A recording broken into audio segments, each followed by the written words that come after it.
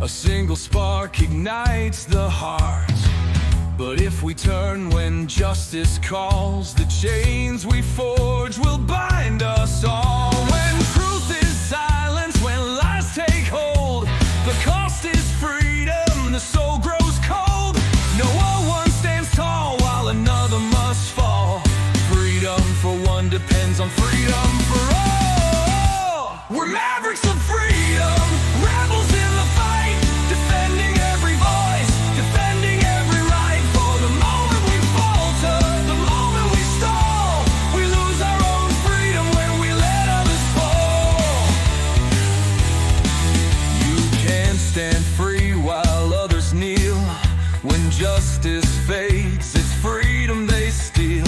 An innocent condemned, a crime unspoken, and with it the bond of liberty is broken. No tyrant rules without our consent.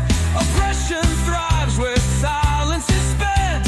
Stand for the weak, the silence the small, or freedom will crumble for us all. We're mavericks of freedom, guardians of the light, fighting for the truth, for what is just and right.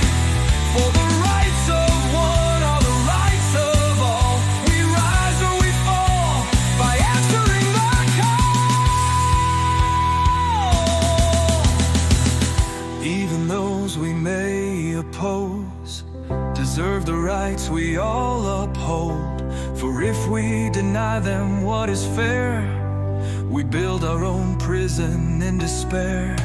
The fight's not easy, it never will be, but justice for one is the key to be free. We stand as mavericks, together we strive, defending the rights that keep freedom alive. We're mavericks of freedom, rebels in the fight, upholding every truth, protecting every right. When one is oppressed, we're all in the thrall. Freedom for one depends on freedom for all. So take a stand, let your courage rise. Defend the truth, don't compromise. For the soul of the world, the writing's on the wall. Freedom for one depends on freedom for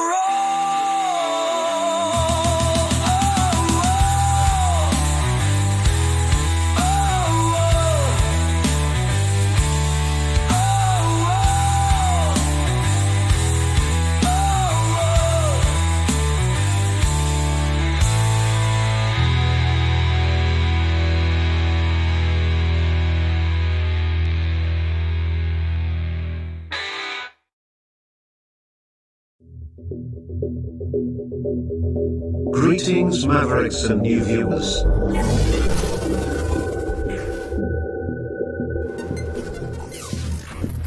Tonight, direct and live from the Maverick News Network World Studios. This is Maverick News with Rick Walker.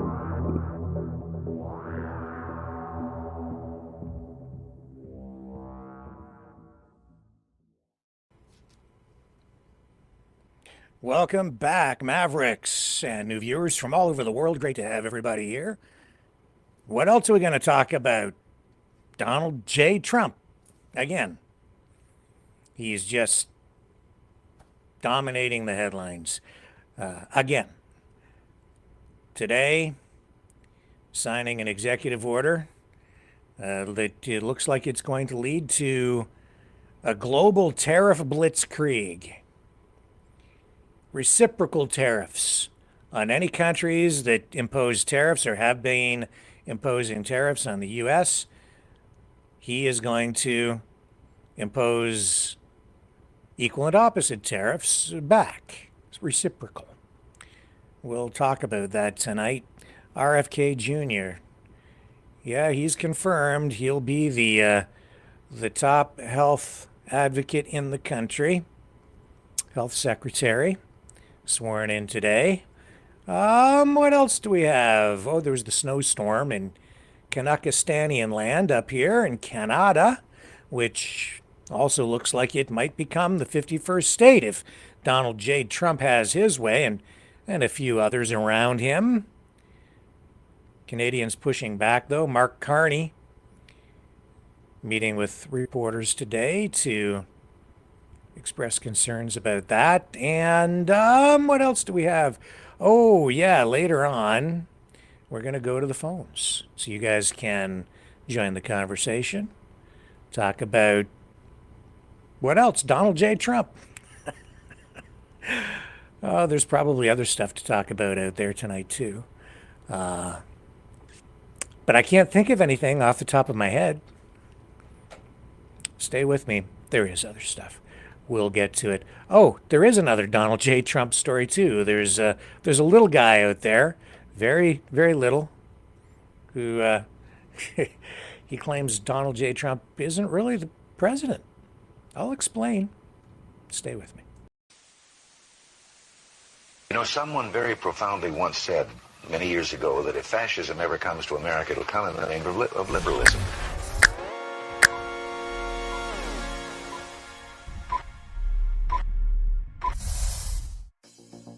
Well, I think it's time we ask ourselves if we still know the freedoms that were intended for us by the Founding Fathers. If we lose freedom here, there's no place to escape to. This is the last stand on earth. The entire world is watching. Every dictator, every crazy dictator in the world is watching.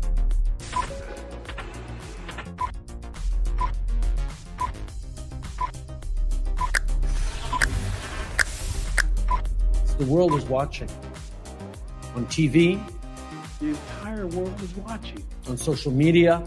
But the entire world is watching, and yes, they are seeing what we have apparently bravely been willing to say that others are thinking. Stand for freedom. Literally stand for freedom. Let's get this done. The entire world is watching. We're at war with the most dangerous enemy that has ever faced mankind in his long climb from the swamp to the stars. Maverick News. Maverick News. Maverick News. Let me have more control of my own destiny. The world is watching.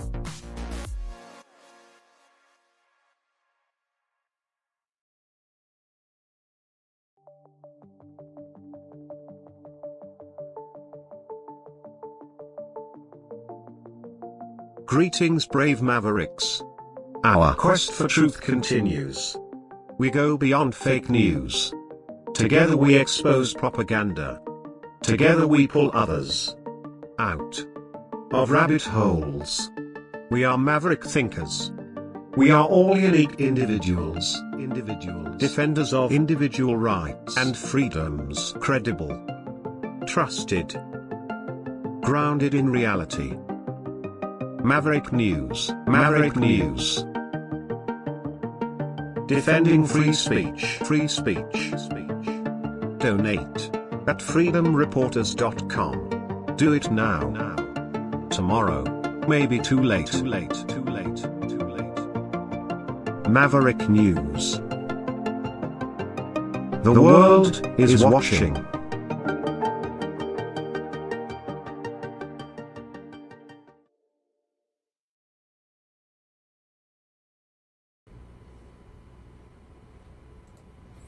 Okay, folks, let's get this show on the road. And what a show it is, isn't it? Every night, a new episode of what would be a good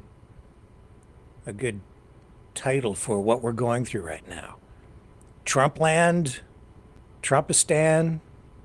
Well, you guys, if this really was a movie, which maybe it is, we may all be living in the Matrix.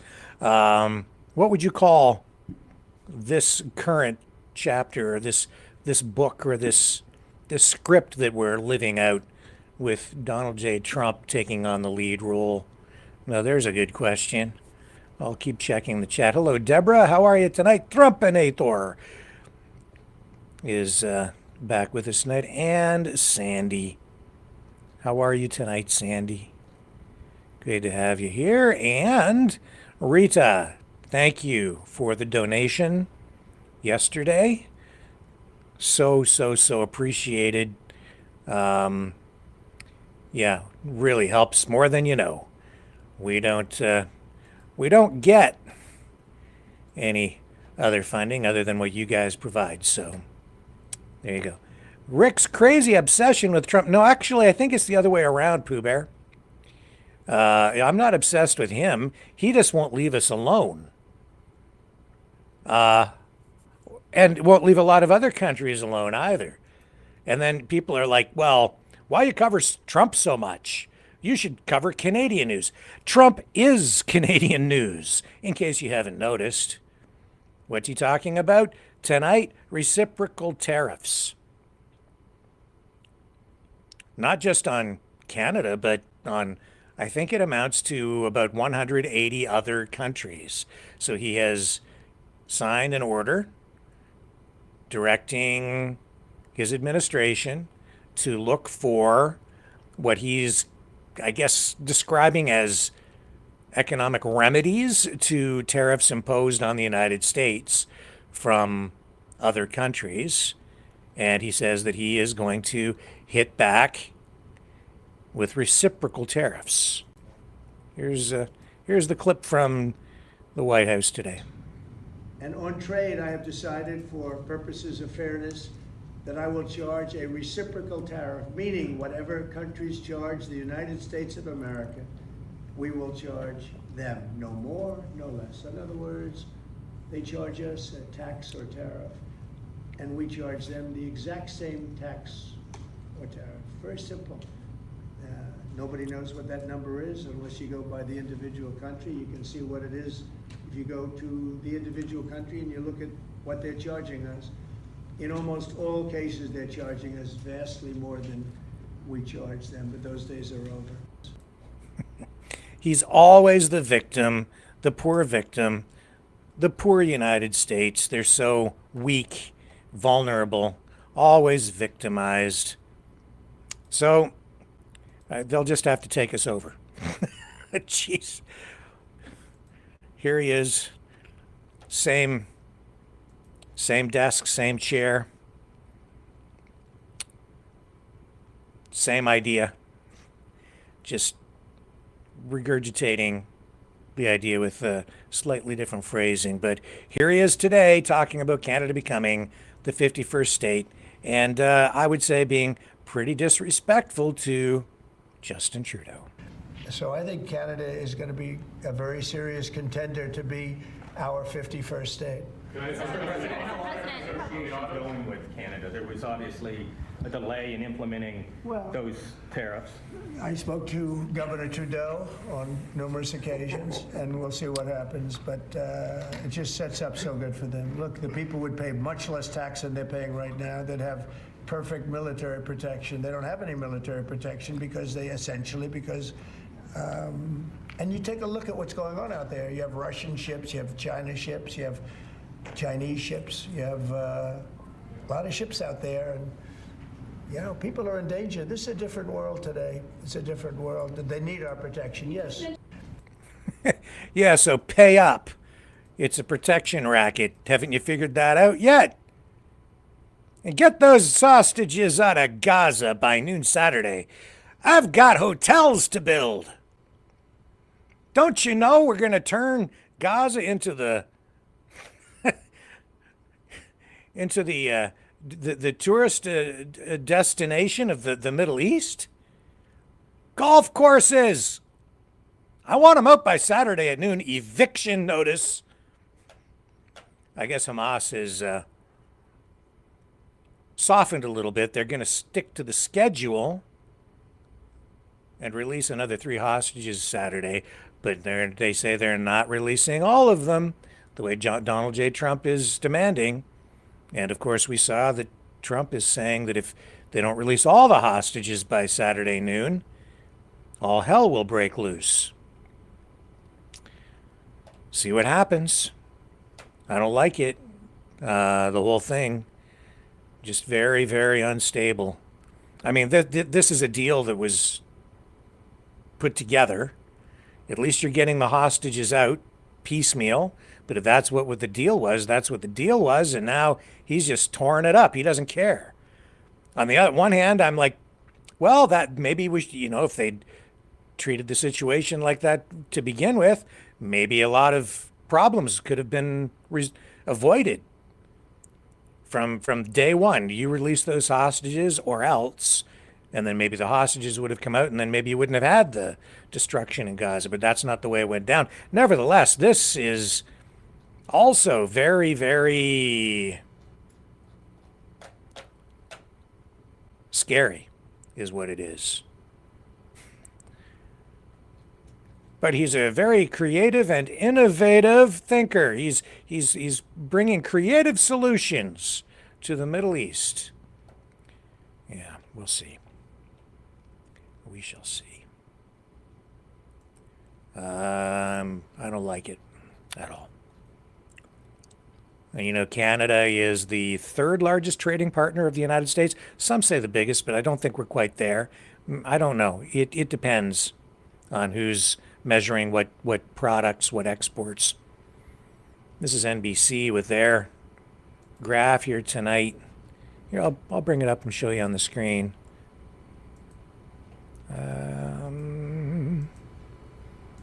And this is why I think Trump is actually vulnerable here and is maybe overplaying his hand just a little bit.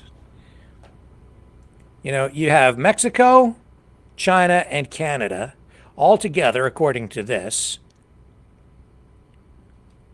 together accounting for 42% of all U.S. imports. Mexico, $466 billion, China, $401 billion, Canada, $377 billion. Combined, that's 42% of all imports going into the U.S. Now, you don't even need to coordinate a response between the countries. If he hits all those countries with across the board 25% tariffs, the effect on the U.S. economy alone will be massive inflation. It will make things unaffordable for people, especially low-income people, and there are a lot of low-income people who are just scraping by, and a lot of people who are not even scraping by. And if you increase the cost of imports by 25%, I don't care if you are promising people tax cuts. This is not going to result in economic expansion.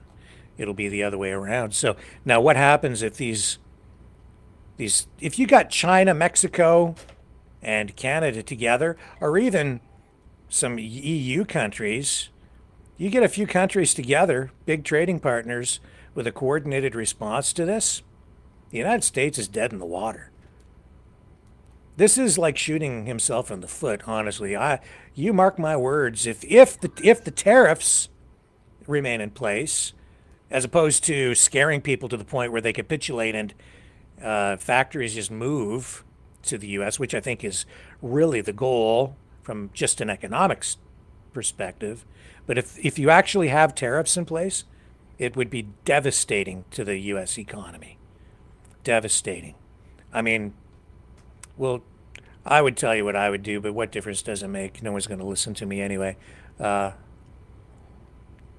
one's going to listen to me. I'm very concerned, though, but even here in town, I know that there is a company that has already indicated that if these tariffs take hold, they'll be closing their manufacturing facility and heading down to the southern U.S., where they already have a facility, and they're going to ramp up production there. So it'll cost a lot of jobs here immediately, and that's not a good thing. So I'm not going to name the company because I don't want to raise alarm bells if this is sort of inside information, but I got my feelers out, and it ain't looking good. On the other hand, there are things that can be done. Not the least of which, I would say, if I were the Prime Minister and I was in a trade war like this, not that I'm ever really in favor of nationalizing industries, but one option would be to charge companies leaving the country an exit tax as a disincentive to leaving, which would then force them to put more pressure on the U.S. side in whatever fashion they can so that they can keep their manufacturing facilities right here. And then use the exit tax to recapitalize new production and make those funds available through low interest loans to entrepreneurs and other companies that are going to invest in our economy. So I wouldn't just sit back and let those factories leave, not under these conditions. If you want to do it under free market conditions, fair free market conditions, so be it. You lose if you're not competitive and the factories end up leaving, then that's fine. But if you have a foreign government that is holding an economic gun to your head in an unfair way because they're using their size and strength against you, then you fight back. That's what I would do. So I told you what I would do anyway. I'd do other things too, but that would be one thing. You don't take this stuff laying down. And you don't make it easy for people to quit on you either. No, because in so many cases, our government, in order to attract investment, we subsidize, we offer tax breaks, grants, low interest loans, like straight up grants to companies to set up operations here and continue operations, upgrade, and then to just have them pull the plug and leave the country, no, unacceptable. I've seen it too many times where they use our tax dollars for big companies, big corporations, in order to incentivize them to come here and to help them become productive, and then they just turn around and leave when economic conditions suit them. You have to have conditions on exit if you have received any kind of government help in order to keep your operation rolling here. Can't just let that money walk out the door, man, our investments. Especially like these electric vehicle battery facilities. We just invested billions and billions of tax dollars to build up the electric vehicle battery plants and electrify the auto industry on this side in coordination with what has been going on in the U.S. And now to have this happen, to make these plants completely unviable so that we can't export the batteries to the U.S., which the whole thing is, it's an integrated supply chain between Canada, the U.S., and Mexico. And now to have that just completely destroyed when these factories aren't even online yet? No. You want to leave, you pay. You give the money back. You give us our tax dollars back. Exit tax. Reclaim those tax dollars that we gave those big companies. Volkswagen, Stellantis, whatever the company is, Ford, GM, I don't care, any of them. You're not going to get out of here that easy. Nobody here gets out alive unless you pay the exit tax. Donald J. Trump. That's fair, especially if they've received tax dollars. What else we got going on tonight? Enough of that. Is there anything else to talk about? Oh, hey, on the Canadian side, Justice Center for Constitutional Freedoms, that hearing into whether the use of prorogation of Parliament is underway. JCCF has a whole thread. You can follow this online with them on Twitter. I'll show you what they're doing. They went to court today, and they're posting regularly to update everybody with what's going on with the case. Now, today was just day one of, I think, a 2-day hearing. And so, yeah, they started out here this morning. First thing in the a.m. around, what time was that? I think it was like 9. Walking into the courthouse in, as Tucker Carlson would say, Ottawa. Ottawa. Well, that was exciting, wasn't it? Anyway, there's your lawyers, your team of lawyers, and you can, the whole thing here. So doors opened there at yeah, I don't know, this morning, whatever time it was, and the judge points out that Parliament appeared to be functioning and doing the things Parliament is supposed to do before January 6th, and then, the lawyer, James Manson. And then Chief Justice Paul Crampton raises a question about who caused the prorogation of Parliament. Was it the Prime Minister who advised the Governor General to prorogue Parliament, or was it the Governor General who accepted that advice? So they're getting into the nitty-gritty today. Why did it happen? How did it happen? What were the obligations and responsibilities of the government in regard to this? Was it appropriate? Is it being used constitutionally for the right reasons? And then there was some sort of a fire alarm pulled, I believe, which was disruptive, and the firefighters came down there today, which was a little weird, but it happens. A lot of weirdness in the world.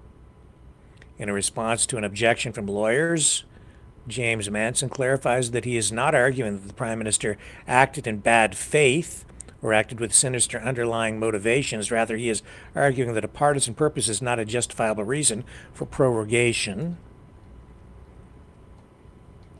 And then just 4 hours ago, they posted other limits on a Prime Minister's power to advise prorogation.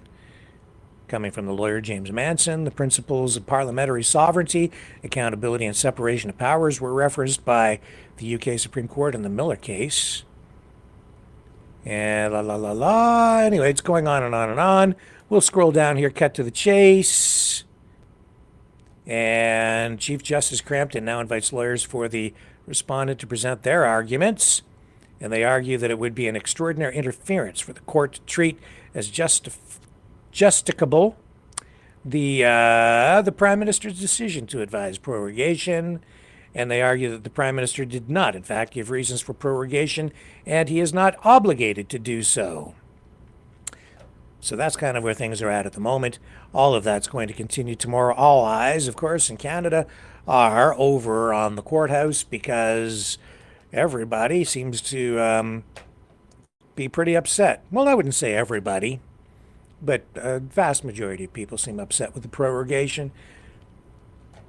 A lot of people want an election, and they want it now.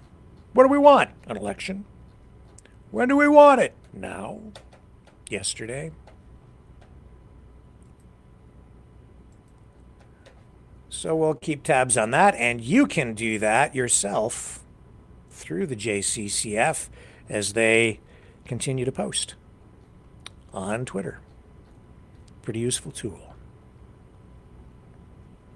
What else do we have going on? Oh, I have to mention, too, tonight that we will touch on the situation with Ukraine tonight, too. We'll get you an update on that. But President Trump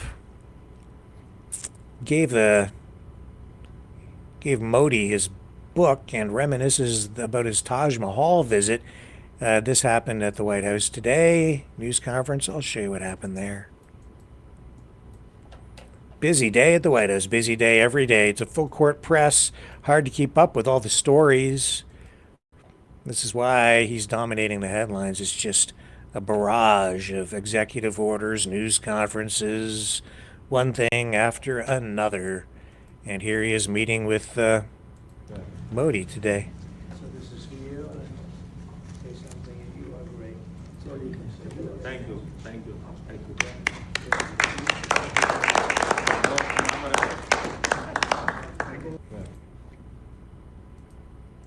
So there was that. And, oh yeah, RFK Jr. has been confirmed as health secretary. I don't know if I have that queued for you or not. We'll get to it. Tell you what, let's just take a little bit of a breather, tiny bit of a break. I'll come back on the other side and I'll have some material prepared so that this broadcast continues to run semi-smooth. Don't go away.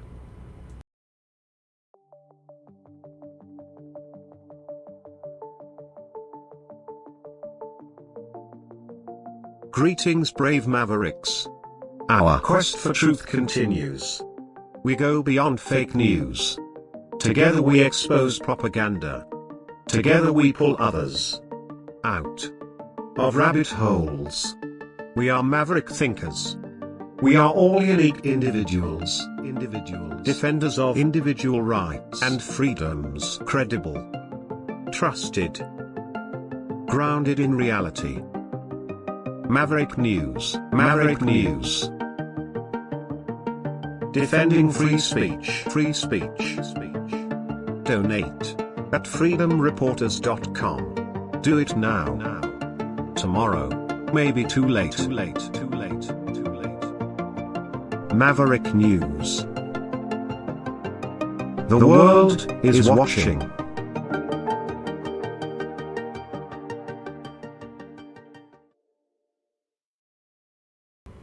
Okay, so while we're still on the topic of Trump, trade, tariffs, economic terror, Mark Carney, the heir apparent to the Liberal throne in Canada, the guy on the way in while Justin Trudeau appears to be on the way out, met with reporters today to talk about, you guessed it, Donald J. Trump. He was actually there to talk about the housing crisis, but of course the conversation during the news conference turned to tariffs. Trump tariffs. And of course a strong Canadian economy is in our interest, is all Canadians' interest. We have many ways to do that. I've said from the start that it's time to build. Il faut bâtir l'avenir, and we should do that now to strengthen our negotiating position as well. In terms of the real-time negotiations, leave that to the current Prime Minister and the ministers of the Crown. Thank you. Benoît de Radio-Canada. Le NPD a laissé entendre hier que si vous êtes élu à la tête du Parti libéral, vous pourriez déclencher. This is going to be French. I can tell you too today that the Internal Trade Minister in Canada une liste de said that the Canadian government is open to beginning early negotiations to renegotiate the United States-Mexico-Canada trade agreement, USMCA, n'importe quel enjeu. Alors, but I don't think that's what Trump's after, frankly. I don't think it matters. Ouais, vas-y. Vous souhaitez augmenter l'efficacité du gouvernement fédéral grâce à l'intelligence artificielle. Ouais. Comment est-ce possible de faire ça sans causer de perte d'emploi? Alors c'est très possible de faire ça parce que c'est une question de productivité des individus. Alors, avec l'intelligence artificielle, on augmente la productivité des individus, des fonctionnaires du gouvernement du Canada. They really didn't meet with anybody of significance in my view. Good on them trying. Cet bâtiment, c'est un exemple. Good effort, I guess, but Trump didn't meet with them. I think that ultimately there's like one guy driving all of this. It's him. Pour moi d'aujourd'hui. You don't talk to him. Je respecte votre question. You're not really, ça, c'est you le don't point really have pour moi anybody's ear. aujourd'hui. On utilise l'intelligence artificielle afin de bâtir les logements à une rapidité, à un montant que nous avons jamais vu. Hey man, this guy, he's under fire, isn't he? What would your approach be towards the Ukraine situation, and do you have a message to either Zelensky or Trump that the Trump administration is signaling Ukraine will lose its chance at NATO membership and its readiness? Well, I'm very proud of the position that the Canadian government has taken to standing firm with Ukraine and absolutely reinforce that, continue to that. The pathway for Ukrainian membership of the European Union and ultimately of NATO is something I support. And your plan to reach the NATO 2% target is less aggressive and detailed than some of your rivals and won't reach the target until Donald Trump leaves office. Yeah, defense spending. Trump identified that today. He really criticized Canada again for not spending more. Aggressive posture on Canada's failure to meet the target. So, thank you for raising it. So, a couple of things. One, the way I've framed it is by 2030, which of course means as that would be the latest, 2030. If we can accelerate that, we will. But two things are crucial. The first is these are taxpayers' dollars. These are precious taxpayers' dollars. We need to spend them wisely and effectively. And secondly, in the following respect, currently 80% of our capital spending, or spend in the military on equipment, machinery, other aspects, not non-personnel expenditures, goes to the United States. Okay, goes to the United States. Contracts with the United States, the existing relations with the United States. We need to spend more of that money here in Canada. We need to be ready to spend that money here in Canada. If we can accelerate that spend, more of it in Canada, securing Canada, building Canadian jobs, we absolutely will do that.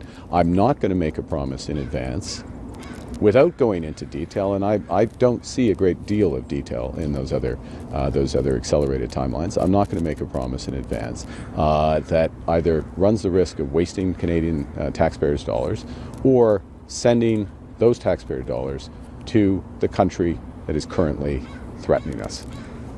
Next question, Monica, global city use. Can you talk a little bit more about what you're announcing here? You're wanting to see Yeah. exactly. So. And I will just also note this was opposed by people in the area when it was being proposed. Yeah, well, there's a series of issues there, Monica. One is in terms of how we build in our communities and issues around densification and social acceptance of that, and of course those issues are first and foremost responsibilities of local governments and representatives, stakeholder groups, community groups, and coming together. I think there's a broader recognition within the country of the value of densification appropriately done, and the various federal programs that is supporting that. So I'll address that aspect of it. But of course, the decisions in the end are taken by the communities, as they should be. In terms of what we're highlighting here, but then what does it mean? We're highlighting the value of this type of construction innovation, more modular housing, as I said at the outset, but I really want to reinforce. We're talking about 25 to 50% acceleration in the speed with which the homes can be built. We're talking about reducing waste by up to 50%. There's a huge amount of waste in construction. And that's not unique to Canada, but it's an issue in Canada. It's one we should address. We're talking about reducing costs by 25%. We have a huge problem with affordability. If we can strip out 25% of the cost of homes, it's going to make it easier for young Canadian families to get those homes, more people into proper housing, decent housing. So all of those benefits are there. Now, what is the role of the federal government in that? It's a role partly as a partner, and it can do several things. Some of these are in train, some of them my government would reinforce. One is around building codes. So when you come up with new innovations, you have to make sure that they meet certain code standards, that, for example, federal financing through something called CMHC, which you would know, that financing is available.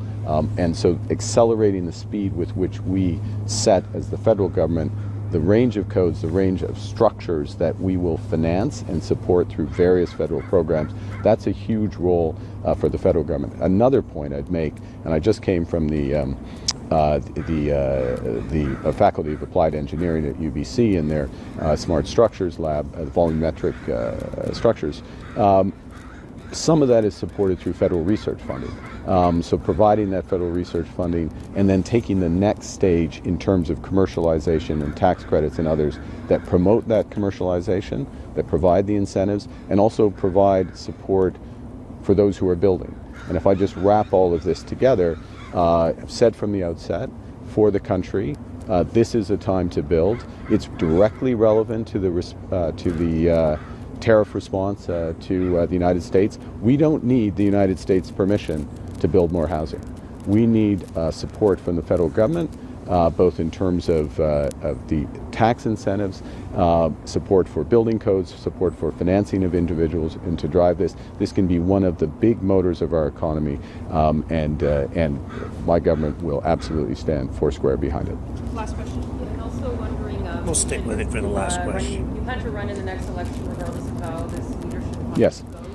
Wondering, do you know which riding you would be running in? And if you don't get no, would you commit to not parachuting into what's deemed a safe riding that you might have little to no parachute? I'm not parachuting too. Okay, so I will run in the next election, irrespective, just to be absolutely clear, irrespective of the outcome of the leadership election. I would hope to win that seat, so irrespective of what happens in the general election, I will serve my entire term as an MP. If I am elected, if I'm given the confidence of the voters or wherever I run, I am a politician. I'm running for the leadership. I will run to be selected as a candidate, and I would just make the following observation, which is that what is happening is Canadians are listening to the message that we're sending out, a positive message about building the economy, moving forward, message standing up for, to the Americans, getting the best deal for Canada, but also changing our trading partners, building one Canadian economy, is that more and more seats are becoming attractive. In other words, Canadians are rallying behind the Liberal Party. That gives us a tremendous responsibility in order to deliver to them, and I look forward to standing in the location that's appropriate, where appropriate. I have ties. Maybe I'll just say one more thing, which is I have many ties in this country. I grew up in Alberta. I was born in the north. My parents are from British Columbia.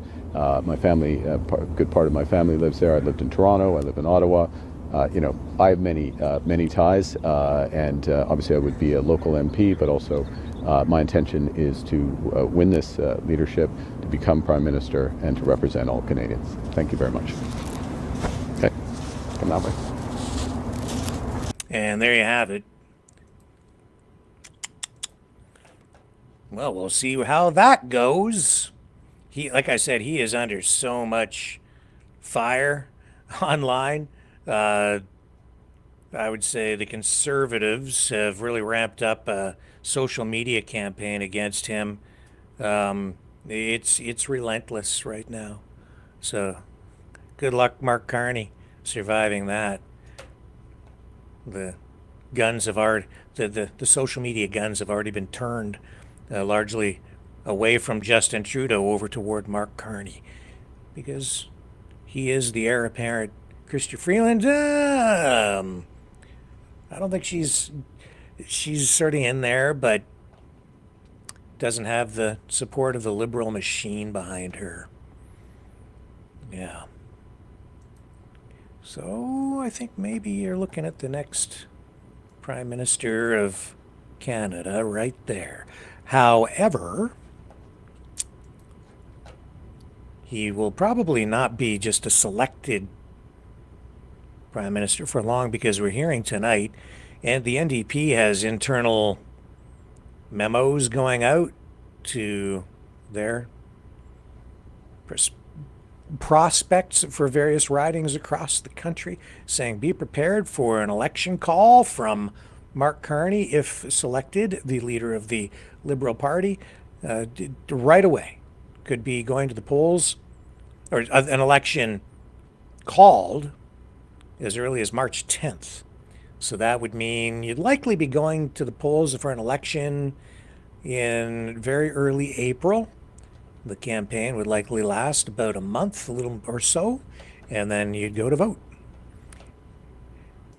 As the weather begins to warm up and politics gets scalding hot. The situation in Ukraine, I don't know if you'd say it's heating up or cooling down, or what is it? It's a very strange process toward peace that is unfolding, if indeed we're getting closer to peace at all. But we do have Putin and Trump talking, and we'll talk about that when we come back. Stay with me.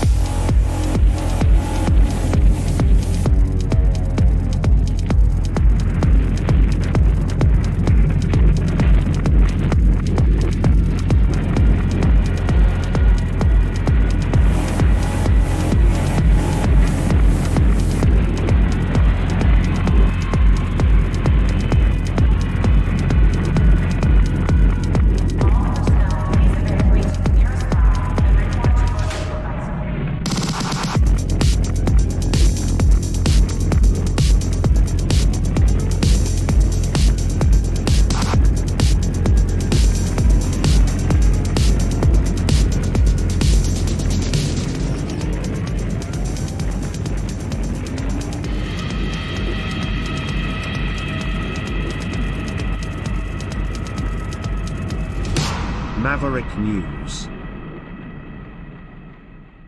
The world is watching.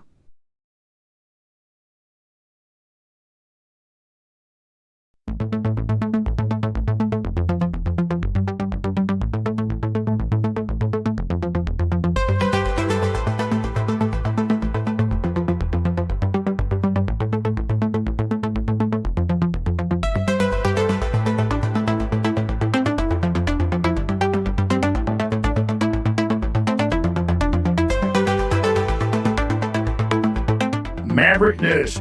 Expose lies and tell truth.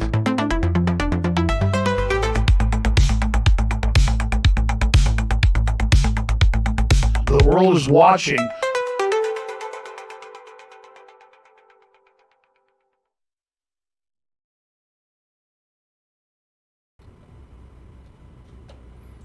Okay, I need just a moment longer to get some stuff set up here so you can let me entertain you with what can I run here to keep you engaged? What am I going to do? How about well, how about this one?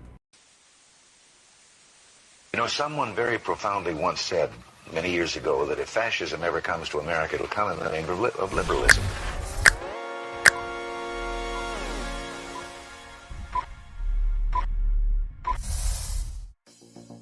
Well, I think it's time we ask ourselves if we still know the freedoms that were intended for us by the Founding Fathers.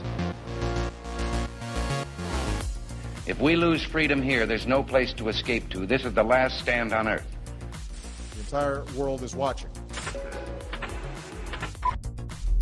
Every dictator, every crazy dictator in the world is watching.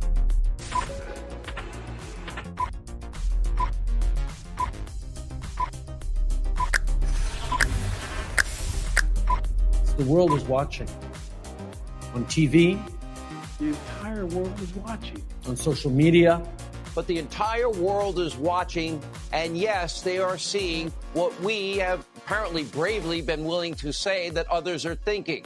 Stand for freedom. Literally stand for freedom. Let's get this done. The entire world is watching.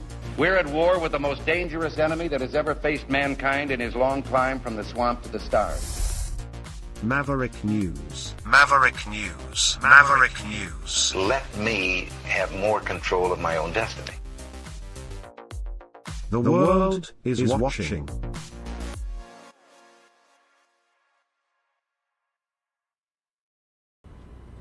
So yeah, Volodymyr Zelensky is issued a warning today. That's just saying that, from his perspective, Europe could face a full-scale Russian occupation because of Moscow's numerical advantage in forces. He did an interview with The Guardian, which was published today, and he highlighted the disparity in forces between Russia and Europe, saying that Ukraine's army consists of 110 brigades, while Russia fields 220 and plans to expand to 250 later this year. Also has been talking about Russia moving, I think, 100,000 or 150,000 troops into Belarus. All that happening while, other people are talking about peace talks. And it's been a little bit weird, frankly, the way this has unfolded, because yesterday we heard Trump say that he is talking to Putin and they're going to meet very soon. It appears tonight that meeting is likely to take place very soon, possibly in Saudi Arabia. But it hasn't been clear if Ukraine would even be invited to take part in the talks. Now tonight, finally, we're seeing reports where Russia says that Ukraine will be involved in the peace talks. And then Donald Trump responded after and said, oh, yeah, that's okay. Of course they'll be invited. Although yesterday he didn't commit to that at all when asked about it. So a very strange series of events unfolding here. unorthodox, to say the least. I've never seen anything like this. In many respects, I'd say what happened yesterday was disrespectful to Zelensky by Donald Trump, but hey, manners aren't exactly Donald Trump's forte these days.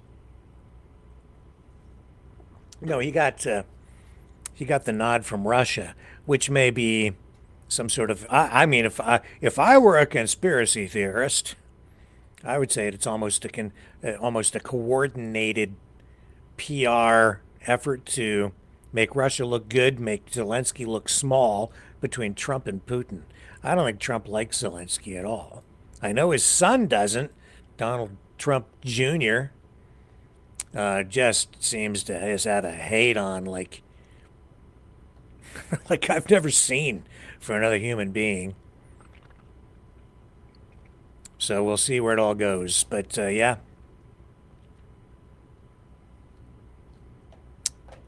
And I don't think these talks will go quite as smoothly as everyone is hoping either. Well, we'll find out. And it looks like Trump is ready to basically just give Russia pretty much whatever they want. That's kind of my take on what I've been hearing. You may have a different take on it. But I don't see the U.S. getting anything out of this. And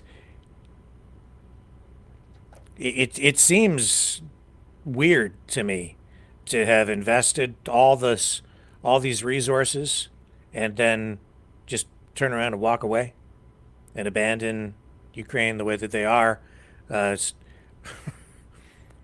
Trump's worried about all the arms that were left in Afghanistan, all the equipment. And if he wants these resources, like I don't know where it's going to go. Let's just sit back and watch. It's too volatile and too strange and too unorthodox to really make a prediction on where we're really at this point. I do know that Pete Hegseth was speaking about it again today. Let's go to his clip, shall we? The new defense secretary. Something about him, his demeanor. Again, not the he seems unusual to me as well. He's just not the smooth, even-keeled, even-tempered bureaucrat, military bureaucrat, or leader that we're accustomed to seeing in a position of leadership like this. He seems very edgy and a little bit unrefined. There's a word for you. Just the way he speaks and carries himself. Vladimir just an observation. Putin responds to strength. In 2014, he invaded Crimea, not during the presidency of Donald Trump. Over 4 years, there was no Russian aggression from 2016 to 2020. In 2022, Vladimir Putin took aggression on Ukraine. Once again, not while President Trump was president of the United States. So any suggestion that President Trump is doing anything other than negotiating from a position of strength is on its face ahistorical and false. So when you look at what he may have to give or take, what's in or what's out in those negotiations, we have the perfect deal maker at the table from a position of strength to deal with both Vladimir Putin and Zelensky. No one's going to get everything that they want. Understanding who committed the aggression in the first place. But I challenge anyone else to think of a world leader at this moment who, with credibility and strength, could bring those two leaders to the table and forge a durable peace that ultimately serves the interests of Ukraine, stops the killing and the death, which Trump has been clear he wants to do, and hopefully ultimately is guaranteed by strength of Europeans who are there prepared to back it up.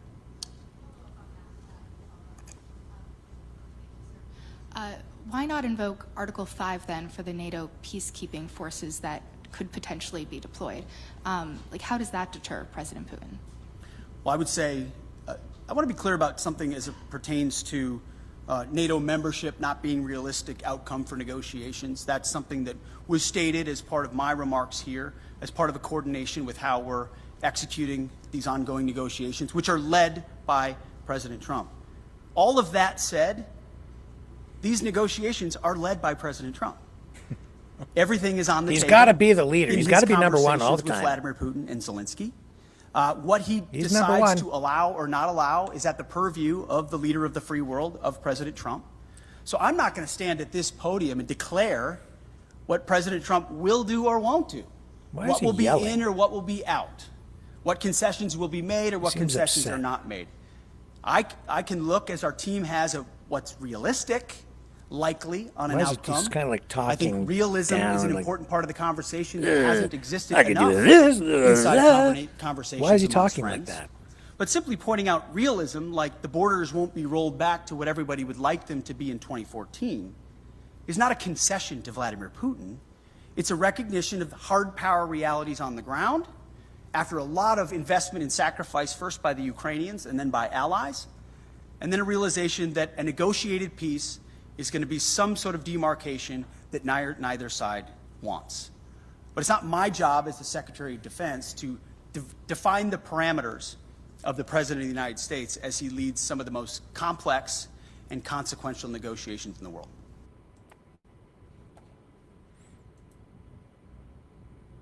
Whatever. Good luck.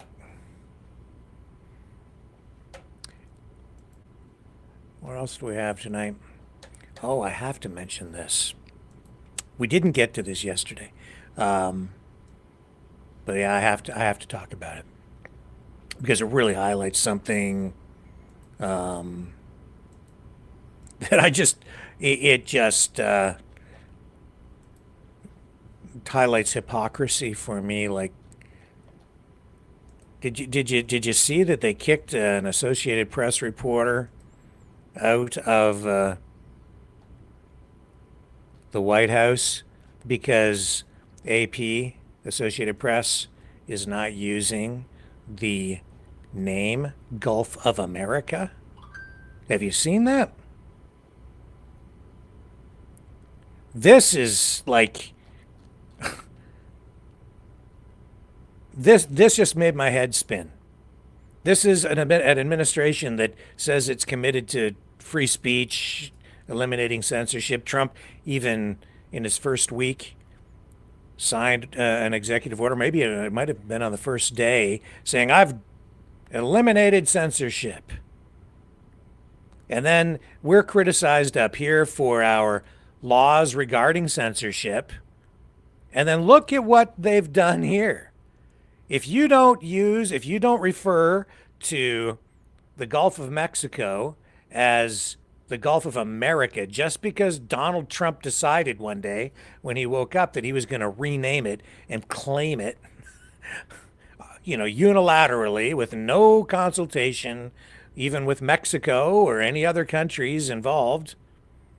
No, he's just renaming it. And if you, as a reporter, don't refer to it as the Gulf of America, well, he's going to enforce speech. It's an enforced speech rule / law of the White House, and he's going to have your press badge. You better use that. You better call Gulf of America, or you're getting evicted. Here's his new press secretary. Which White House official made the decision to bar the AP reporter from the Oval Office and the diplomatic reception room last night? Well, first of all, let me just set the record straight. It is a privilege to cover this White House. It's a privilege to be the White House press secretary. And nobody has the right to go into the Oval Office and ask the President of the United States questions. That's an invitation that is given. And there are hundreds of outlets on this campus, many of you in this room who don't have the privilege of being part of that pool every single day and getting to ask the President questions. We reserve the right to decide who gets to go into the Oval Office, and you all have credentials to be here, including the Associated Press, who is in this briefing room today. But isn't it retaliatory in nature is the argument, because there's a reason that the AP was barred, which they said was because they're not using the phrase Gulf of America, they're using Gulf of Mexico in line with their standards. And so the question here is this setting a precedent that this White House will retaliate against reporters who don't use the language that you guys believe reporters should use? And how does that align with the First Amendment commitment that you were just talking about? I was very upfront in my briefing on day one that if we feel that there are lies being pushed by outlets in this room, we are going to hold those lies accountable. And it is a fact that the body of water off the coast of Louisiana is called the Gulf of America. And I'm not sure why news outlets don't want to call it that, but that is what it is. The Secretary of Interior has made that the official designation in the Geographical Identification Name Server, and Apple has recognized that, Google has recognized that, pretty much every other outlet in this room has recognized that body of water as the Gulf of America, and it's very important to this administration that we get that right, not just for people here at home, but also for the rest of the world.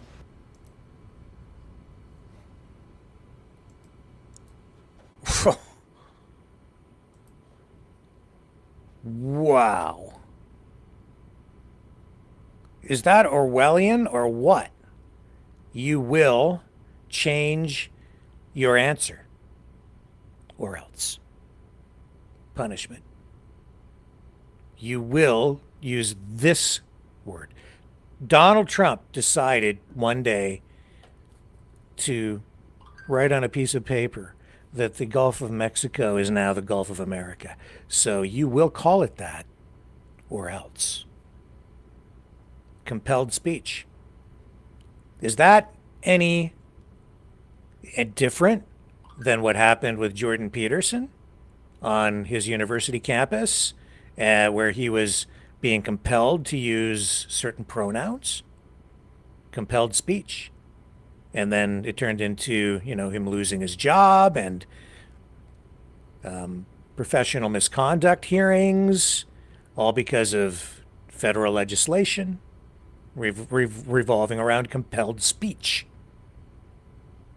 What's the difference? What are you living in a free society when you are forced to call in a news article a particular landmass or body of water or a particular title just because days earlier the president decided arbitrarily to just change the name, and it's controversial, and many other countries have refused to accept the change, including Mexico? So it's not a done deal internationally. It is in dispute, and even though Google says that it's so, doesn't necessarily make it so. These things are a construct. It's just something that is decided and accepted by people, both on a legal level and a societal level. And usually these things are talked about between countries if you're going to make a change like that. So it becomes a diplomatic thing. But it's interesting, we're into an era of what I would call, well, I don't really call it this, it's a political realism. And what they mean by political realism is it's misinterpreted by many people to say that it's like this is a new dawn of political realism, an ideology or a way of looking at political situations, especially geopolitical situations, through the lens of realism, which means to say, and Pete Hegseth has adopted this kind of worldview, that we're looking at Ukraine through the lens of realism. But what realism actually is it's not just looking at things in a realistic way. It's about adopting a particular mindset, a particular perspective, which suggests or dictates really that great powers, large powers, superpowers dominate. That's political realism. That's at the core of the belief. It's a rejection of democracy. It's a rejection of freedom. It's to say that there are natural laws in motion which you have to accept no matter what, and that the will of men or women or humankind is irrelevant when it comes to questions of geopolitics, or which includes renaming a body of water. And if you adopt this perspective of political realism, you just have to accept that whoever has the most power gets to make the decision. And if this great power or this superpower decides to absorb or take over a particular geographic area, you just have to accept it. No resistance is justified. You must adopt that way of thinking or be punished, suffer the consequences. That's political realism. You just have to be realistic about it. You're smaller, you're weaker, so you just have to bend the knee, you just have to accept it. And if you don't, we're taking your press badge. How realistic is that? You like that realism? But you see, it doesn't have to be that way. You could be diplomatic, and you could be a kind, benevolent leader of a superpower, and you could work with other countries and be cooperative and collaborate and not just go around taking what you want without talking to anybody. But I guess if you're in a rush and you really want something bad enough, just swipe it. Just take it. Don't talk to anybody. Just take it and then ask for forgiveness later. In fact, don't even bother asking for forgiveness. It's just make it yours. Just claim it. I'll tell you something else. Mexico better be careful. Yeah, Mexico should be very careful about what's going on their border. You have U.S. forces down there, and they've designated those drug cartels as terrorist organizations, and they're connecting those drug cartels to the Mexican government, either legitimately or illegitimately. You can decide for yourself, but once they do that, now you have a terrorist government on the doorstep of the United States. There's your legal justification for pretty much any kind of military action Donald J. Trump might want to take. And the first time around when he was in office, he was looking at bombing the drug cartels. And people around him said, you can't do that. That's a cross-border operation. They held him back. It's a fact. But here we are now. And what's he talking about up in Canada? Oh, the drug cartels and China. I'm beginning to wonder how much of what I'm hearing about all of this stuff, which honestly, a lot of what I'm hearing seems to be long on rhetoric and short on actual specific proof. No question we have problems. So does the United States. Is the problem any worse up here than it is down there? Do we really represent an existential threat to the United States? I want more evidence. I want more quantifiable data. I want to know what the truth is. But right now, we're getting a lot of political rhetoric wrapped around these issues, which are being used to do what, as Noam Chomsky is known for saying, to manufacture consent, or to manufacture an excuse, maybe. Very concerning to me. This is how things get set up. And all this going on while he's talking about making Canada the 51st state. And I'm sorry, I don't care who the Prime Minister is. I don't care if it's somebody you like or you don't like. But if Donald Trump is going to refer to my Prime Minister, he should do so with respect. He's not anybody's governor, whoever the Prime Minister might be today or tomorrow, or a year from now, or 4 years from now.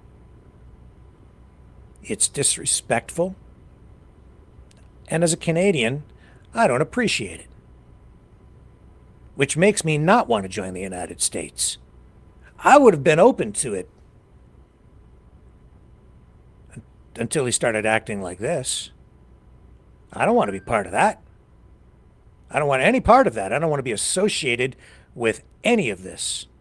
This is gross. This is authoritarian. This isn't friendly. And if you think that we're going to have some free, fair election/referendum on this issue, how can we have a free and fair referendum on this, if that's what it comes to, where people get to decide through some sort of a vote, when this guy's holding an economic gun to our head? It's like being asked to sign a contract under duress. If it was a friendly offer, would you like to join us? We could be great together. Could have achieved the same thing. Maybe he could have even have achieved it. I don't think he'll get the people to vote that way now. Not in Canada. There are too many people who are just have their backs up about this.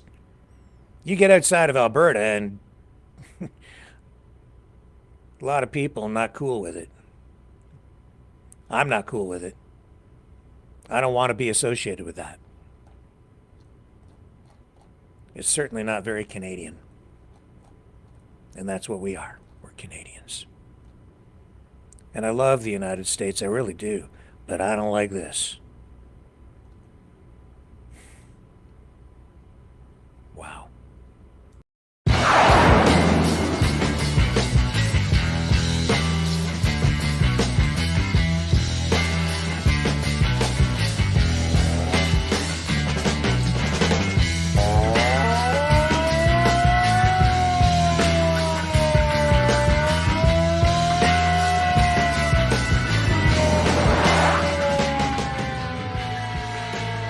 Maverick News. Fighting for freedom. We're going to go to the phones here in a minute, but there was something else that I came across that I wasn't even aware of. This appears to be very true. You can assess it for yourself whether the assessment of the audio track on this is accurate. It's a little difficult to hear, but I've reviewed it a few times. It seems like it's accurate. What am I referring to? Elon Musk brought his little boy, little X, into the Oval Office yesterday. Was it yesterday? I believe so. To talk about, well, to hold a news conference, which is a little weird in itself, frankly. The whole thing was just strange. There's so much weirdness around this whole presidency. And little X is in the Oval Office. I couldn't hear very well what the little boy was saying, but I guess he was telling Donald Trump to shut his mouth and more. Yeah. I'll let this guy tell you. This is the guy who tipped me off, but yeah, some people are talking about this. You tell me what you think, because we're going to go to the phones here in a moment.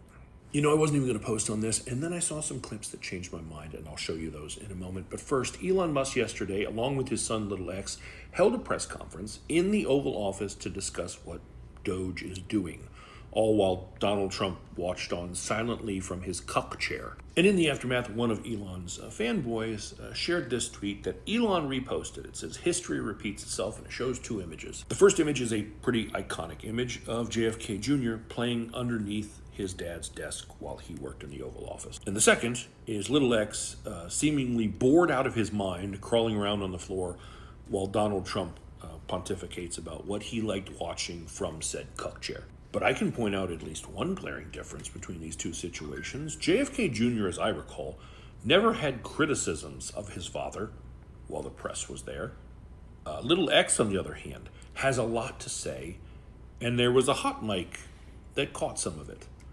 So first is this little gem. To restore democracy. This may seem like, well... You heard that too, right? You're not the president, you need to go away. I'll play the clip a second time. Just, you watch and tell me if that's what he said. To restore democracy. This may seem like... That's what he said, but I'll go one better. Because he also said this. The prices from one year to the next are the same, and their mortgage all.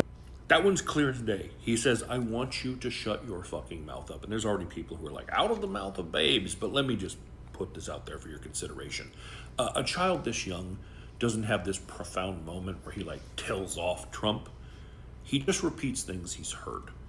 So if he says you're not really the president, chances are someone has said that around him and he's repeating it. When he says, I want you to shut your fucking mouth up, he's either heard someone say that to someone else or someone has said that to him and he's repeating it.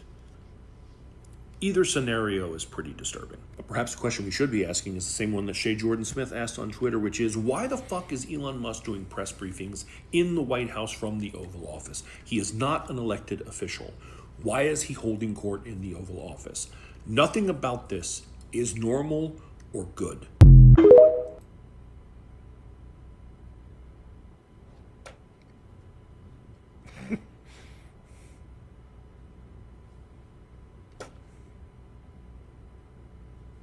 I just would.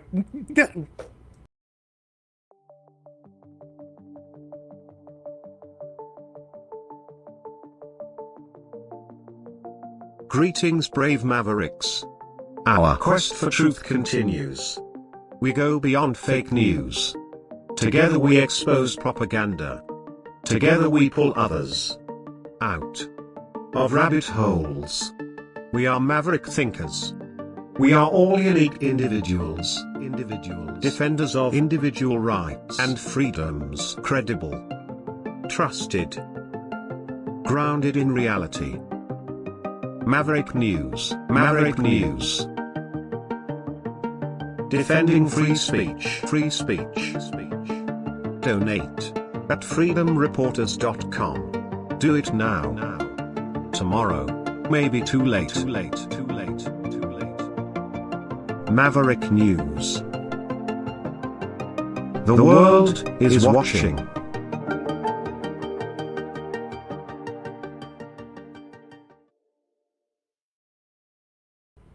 Okay, ladies and gents, it's time for you to tell me what you think and the world. Okay, Mavericks, it's call-in time.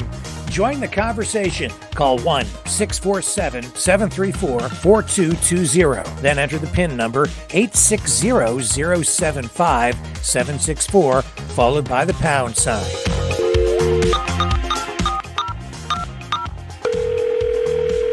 Exercise your right to free speech.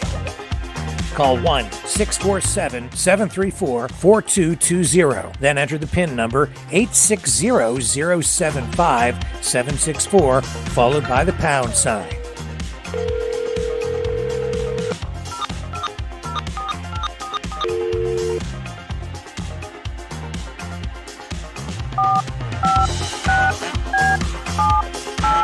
Call 1-647-734-4220. Then enter the PIN number 860-075-764, followed by the pound sign.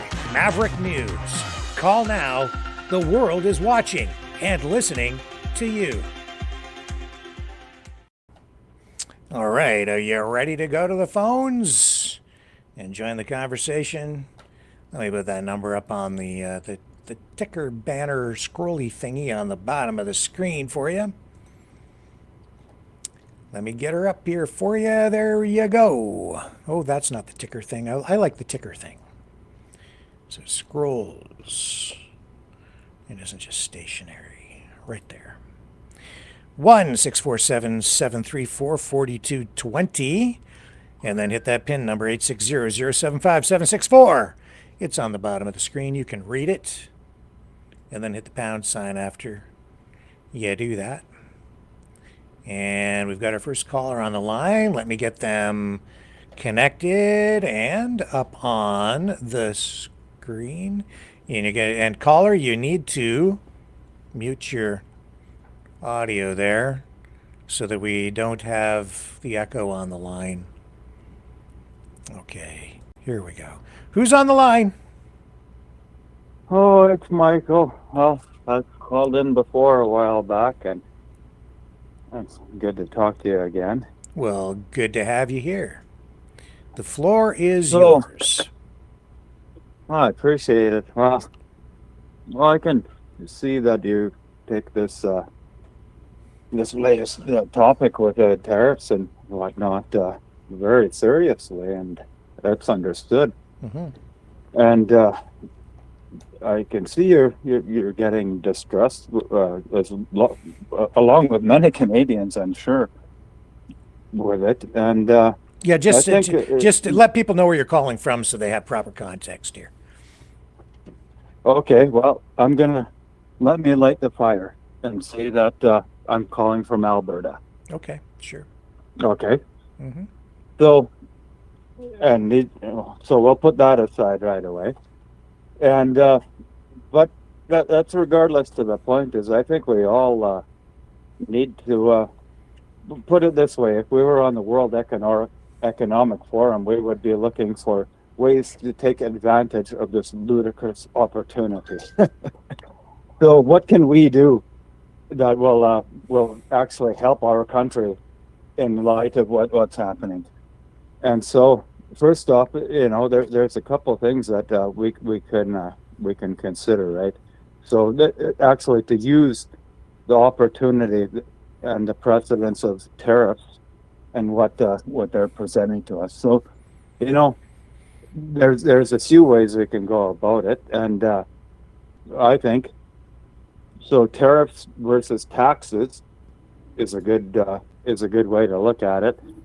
And in a way, if you could implement something in likes of a flat taxation using tariffs without the burden of a personal income taxation, and so it would actually scale based on your exports, and you could really lighten up the burden on your production force this way. And if you were to combine it with the fact that we're very culturally strong in Canada, right? So you're well aware that the Indigenous have many opportunities where they can they have a lot of export and production without a taxation, which is great, but that can stay that way. If we were to somehow transform that export into a tariff instead of a taxation, well, all of those exports, which is a good percentage of Canada's exports, not just Alberta's, that now Canada would be generating revenue from, where in a form of income taxation, they're not, right? So But the problem with a tariff is that it is a tax, and it's a tax on the consumer. Ultimately, not even on the country sending you the goods. So it's not really a tax on Canada. It's a tax on the American consumer. And so even if you eliminate taxation on some level, whether you reduce income tax or even eliminate income tax, you need to replace that revenue for the government if you're going to continue to provide services. And if you're trying to do that with a tariff, you're still taxing the citizen anyway. And because tariffs are counterproductive if they actually remain in place, and they result in economic contraction generally, if the actual tariff remains in place, then you shoot yourself in the foot, because you're going to end up with less revenue coming in, less productivity, less growth, a shrunk economy. And if you achieve the ultimate goal, I think which is generally what a tariff is used for, but not really in this case, but say you do get more manufacturing plants to leave other countries and come into your country, you're still going to end up with, you'll get some domestic economic activity, but you're going to be exporting a whole lot less to Canada, because now you have retaliatory tariffs in place in all of your trading partners. So you're going to be exporting less product to other countries, and you end up just with negative economic activity. This is a disaster. Any serious economist will tell you that the tariffs are resulting in economic contraction, and it's ultimately a tax on the consumer or the taxpayer anyway. So you might be trying to entice people with the idea of you won't have any income tax anymore, but they're just taking it from here and instead of from here. it's ultimately it has to be the same. And if he's concerned about revenue and federal debt, then there are two ways to do it. You either have to grow your way out of it, or you have to tax your way out of it. You have to have the revenue. You have to have the capital. And you hit it right there, Rick, because grow your way out of it is the key to our success as a country. I agree with and that. For many years, we have the infrastructure, we have the resources, and it's been federal regulation that's kept the production back. And even our farmers, you've got guys where they send out tankers of milk and they dump it, some of it, because of regulatory, And this we don't need that. This is all production that's lost. We don't need to buy from other countries if we build our own infrastructure. And this helps our people. And all of those resources that we can export if we don't have this burden of all of this regulatory overhead. And I don't see it as much. I see it as, in the grand scheme of things, is that they might be trying to pressure us in a way to help ourselves, because a strong trading partner and strong neighbor is better for everybody. And there's nothing friendly about this. Well, and I don't know. I do. It's nothing friendly about it, and it's already been destructive. It's having such a negative impact on the economy, on the stock market, on investment. It has already resulted. It's going to come out in the economic data in hundreds of millions, maybe even massive amounts of contraction in our economy. You'll see it in the months ahead. You're going to see that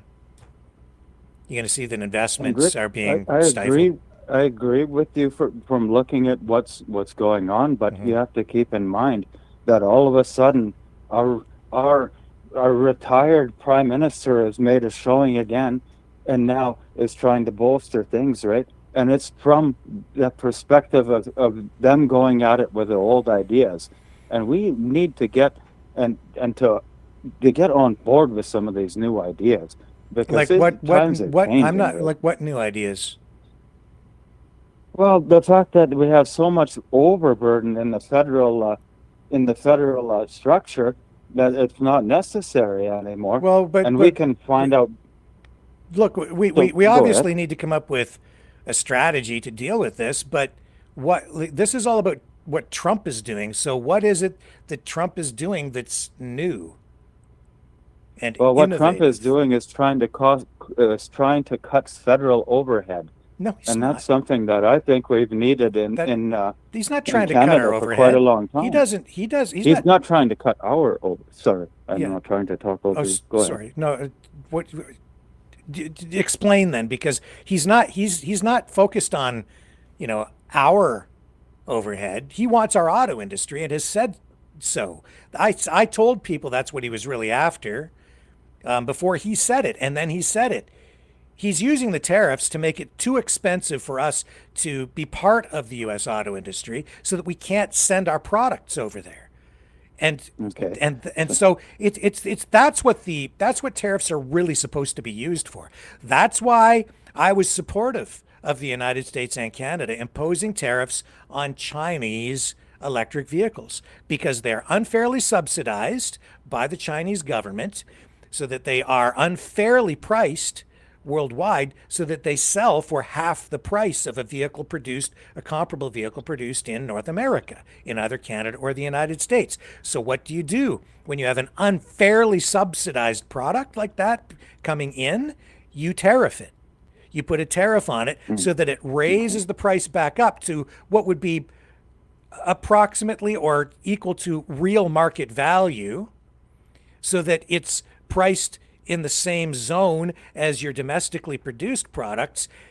And the objective there is not really to just adjust the pricing of the vehicle, but it's to entice or incentivize the manufacturer to not just produce in China, but to set up a factory in the United States or Canada as well, so that they work around the tariffs, so that you get employment out of it. The tariff is never really the ultimate goal. The tariffs used properly, are not really about trying to generate revenue because they don't work. It's about invoking a penalty on a producer of something from a foreign country to say, hey, you know what? The only way to really make this viable is we're just going to have to invest in America or invest in Or Canada. invoking a change of thinking in the country. A change of And thinking that's what I'm in hoping. what way? In what way is, well, you look at it, when RCMP are arresting 200 people in Alberta and on migration charges, they're not deporting conservative voters. Put it that way. What's that got to do with the I'm sorry, I'm not following. What does that have to do with an economic policy of tariffs? Well, and as far as economic wise, we were talking back on track. We were talking about the auto industry. So, what would you see as more of a threat to the Canadian industry? They defunct American auto production or Japanese and Asian auto imports? Because right now, I would say it would be the Asian imports. And so what the American auto industry is doing isn't really that much of a threat to our economy, would it be? Yeah, you are. I'm sorry, you're really losing me because you're talking now about Japan and Japanese vehicles, I think, and immigration, and all these things are jumbled up now. It's. Well, I jumped off the boat on immigration I can't because follow you. mean they're not like I said, all the policies that they're trying to push. So the way that I'm looking at it, what Trump is doing is you alluded to it yourself, is that it's not the tariffs themselves that is the end goal. They're trying to form our political landscape. They're trying to influence our political judgments. And they're doing that by pressuring us with certain policies, some of them being immigration, which I jumped off the boat to, and other ones being economy, right? So, yeah, I apologize for that. But the thing is I'm saying is what they're trying to do is to influence us to more of a conservative right way of thinking with our political outcome. And the fact is if it keeps going this way for another before our election, whenever that happens, right, it's going to go one of two ways. And either they're going to embolden people to jump on the cause of somebody that should long be gone by now, or they're going to see a different light and realize that there are other options, that our economy is strong enough to fend for itself, that our workers can fend for themselves, and that we have the resources to be able to do it. And as long as we can lift some of these regulatory overhead that has been burdening us from actually exporting it or even using it in our own country, right? We can refine so many of these resources in our own country, right? All this oil refining, all of the so much solar and wind, everything we can do, we can champion this in our own country. We don't have to outsource it, right? Yeah. But the regulation from being able to develop a lot of this stuff, this is where I see eye to eye with not as much Trump, but more with Elon. And I know it's not going to be popular as well, but when he looks at finding the efficiencies and finding where the overhead is in a lot of this process, and it's not with the folks doing the science, it's not with the folks doing the actual work on the ground. Half of it is with the funding, the overhead from bureaucracy, administrative overhead, right? And the more of that you can cut, the more that actually goes into the actual work, then the further we're going to get ahead. And then on top of it, you've got, so you have to have so much delay for everybody has to get a bid in, and all of this is all federal overhead of, all this time. Whereas a startup, GoFundMe online will have had the revenue long before somebody can get any revenue from government or anything that from the country itself where it's worthwhile, right? Now we're talking about GoFundMe now. What? Again, are you losing me? No, what I'm saying is that somebody could literally crowdfund a proper business before they could actually apply for government funding and jump through all of the red tape to be able to get it. Well,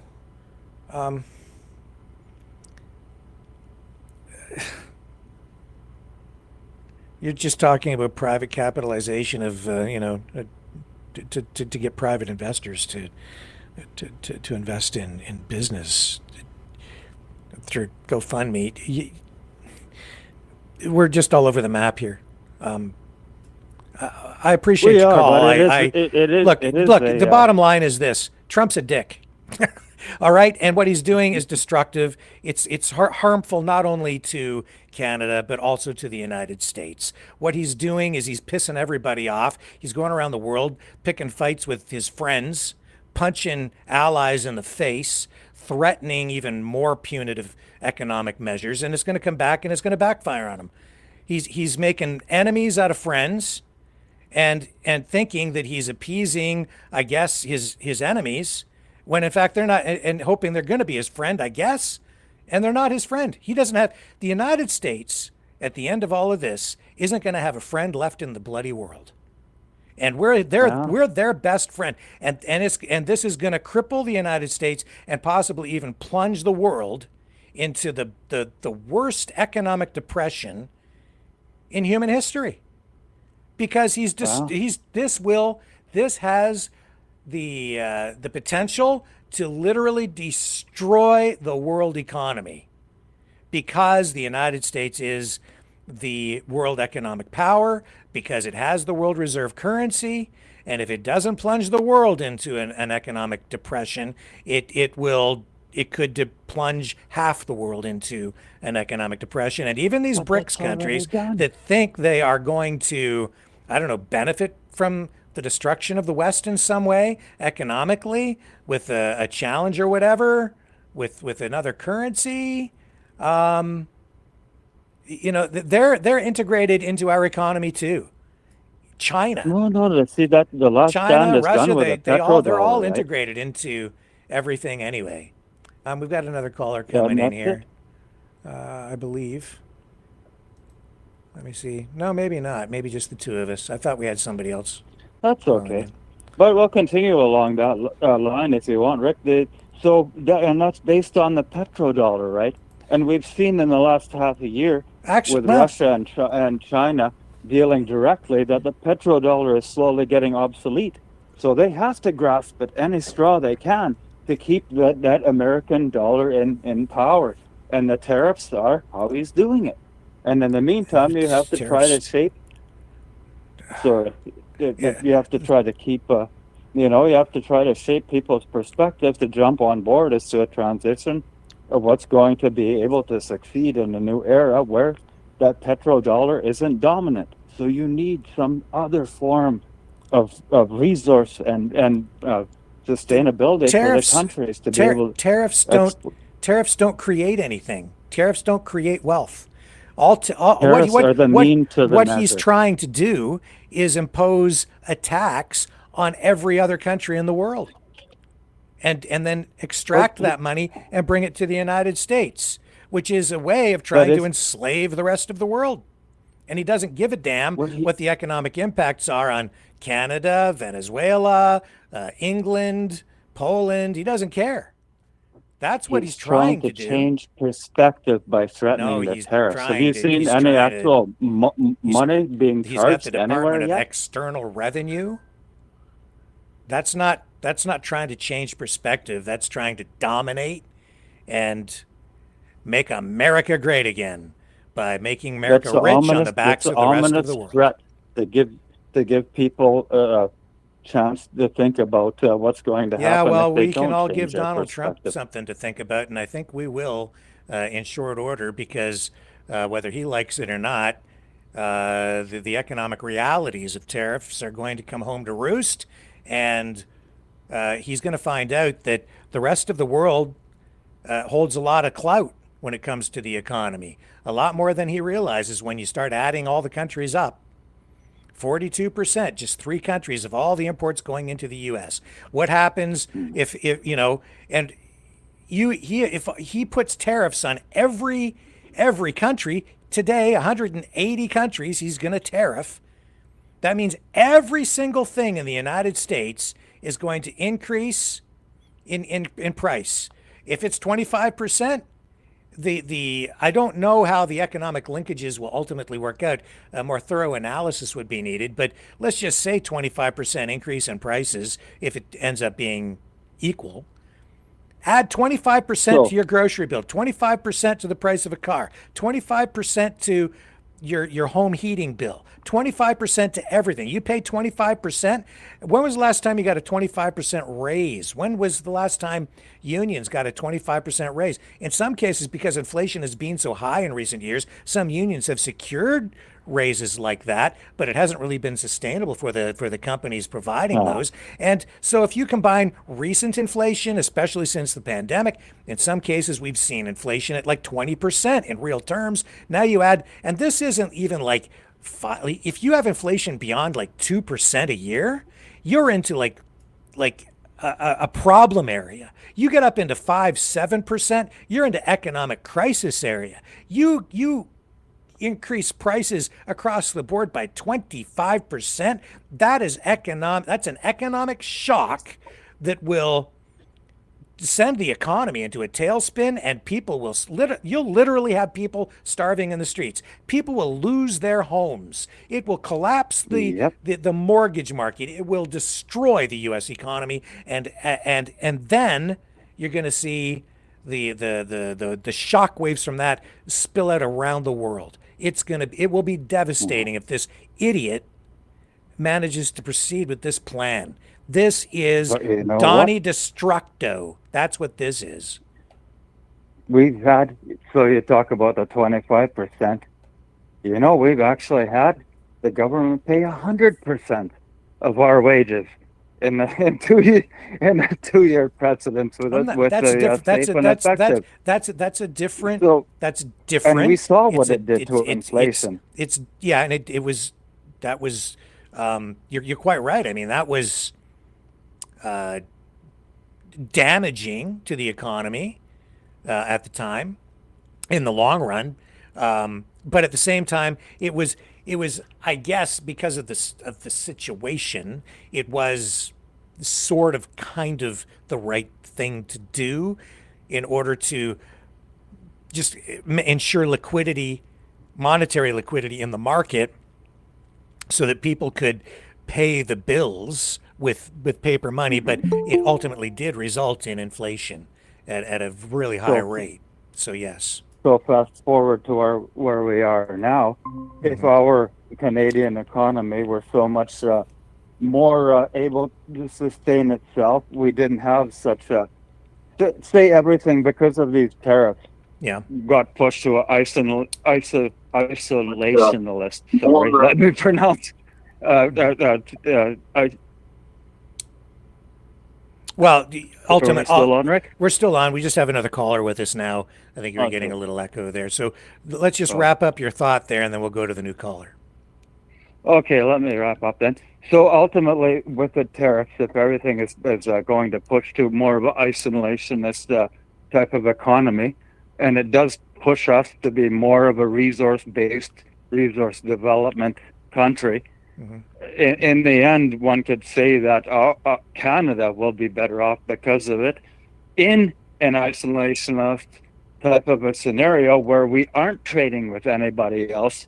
We actually have more resources than quite a few other nations. Well, you'll find it's not the nail in our coffin. We have to look at the bright side of this and use it to our advantage. Right? Yeah, you're right about that. Absolutely, and we can survive this. But we won't find ourselves in a situation where we're not trading with anybody else. We're just going to trade more with other countries, unless Donald Trump exercises his authoritarian muscles and says, no, you're not allowed to trade more with China. That's a national security risk. You're not allowed to trade more with Cuba or any other country. I don't think that's good. I think that's pushing it a bit. And that goes back to what I was saying earlier about that the Japanese auto industry is more than the American auto industry. So if we deal with them and not with the American, for a short time until maybe we get Pierre talk. We'll deal a little bit better with Donald, and then maybe they can see eye to eye, and things will lift a little. If you have to understand the how the auto industry works. If this continues to play out, the auto industry here is in deep trouble, because to trade with autos with other countries, it's not going to work the way that you think. It's not that simple because of the cost structures and the economies of scale. Anyway, that's a very complex thing, and that's also why Trump shouldn't be doing this, because he's destroying something that has been built mutually and has benefited both countries, actually all three countries, Mexico, Canada, and the United States, and he's blowing it up, and for no reason. And the United States will end up suffering as well. But they have a market that's big enough that they can produce vehicles and sell them into the United States, just the U.S., and supply their own market, and still they can produce a variety of models. They have over 300 million people there. Good for them, right? But that's fine. But in Canada, we're not big enough to produce our own vehicles and have a variety of different cars to sell just domestically. Nor are we in a position really at this point, unless we strike some sort of really, different kind of trade deal with other countries, to start exporting vehicles on scale. That's going to take years, many years to put into place. And the other difficulty is it's the parts. It's all the different auto parts that cross the border between Canada and the US. That's going to stop.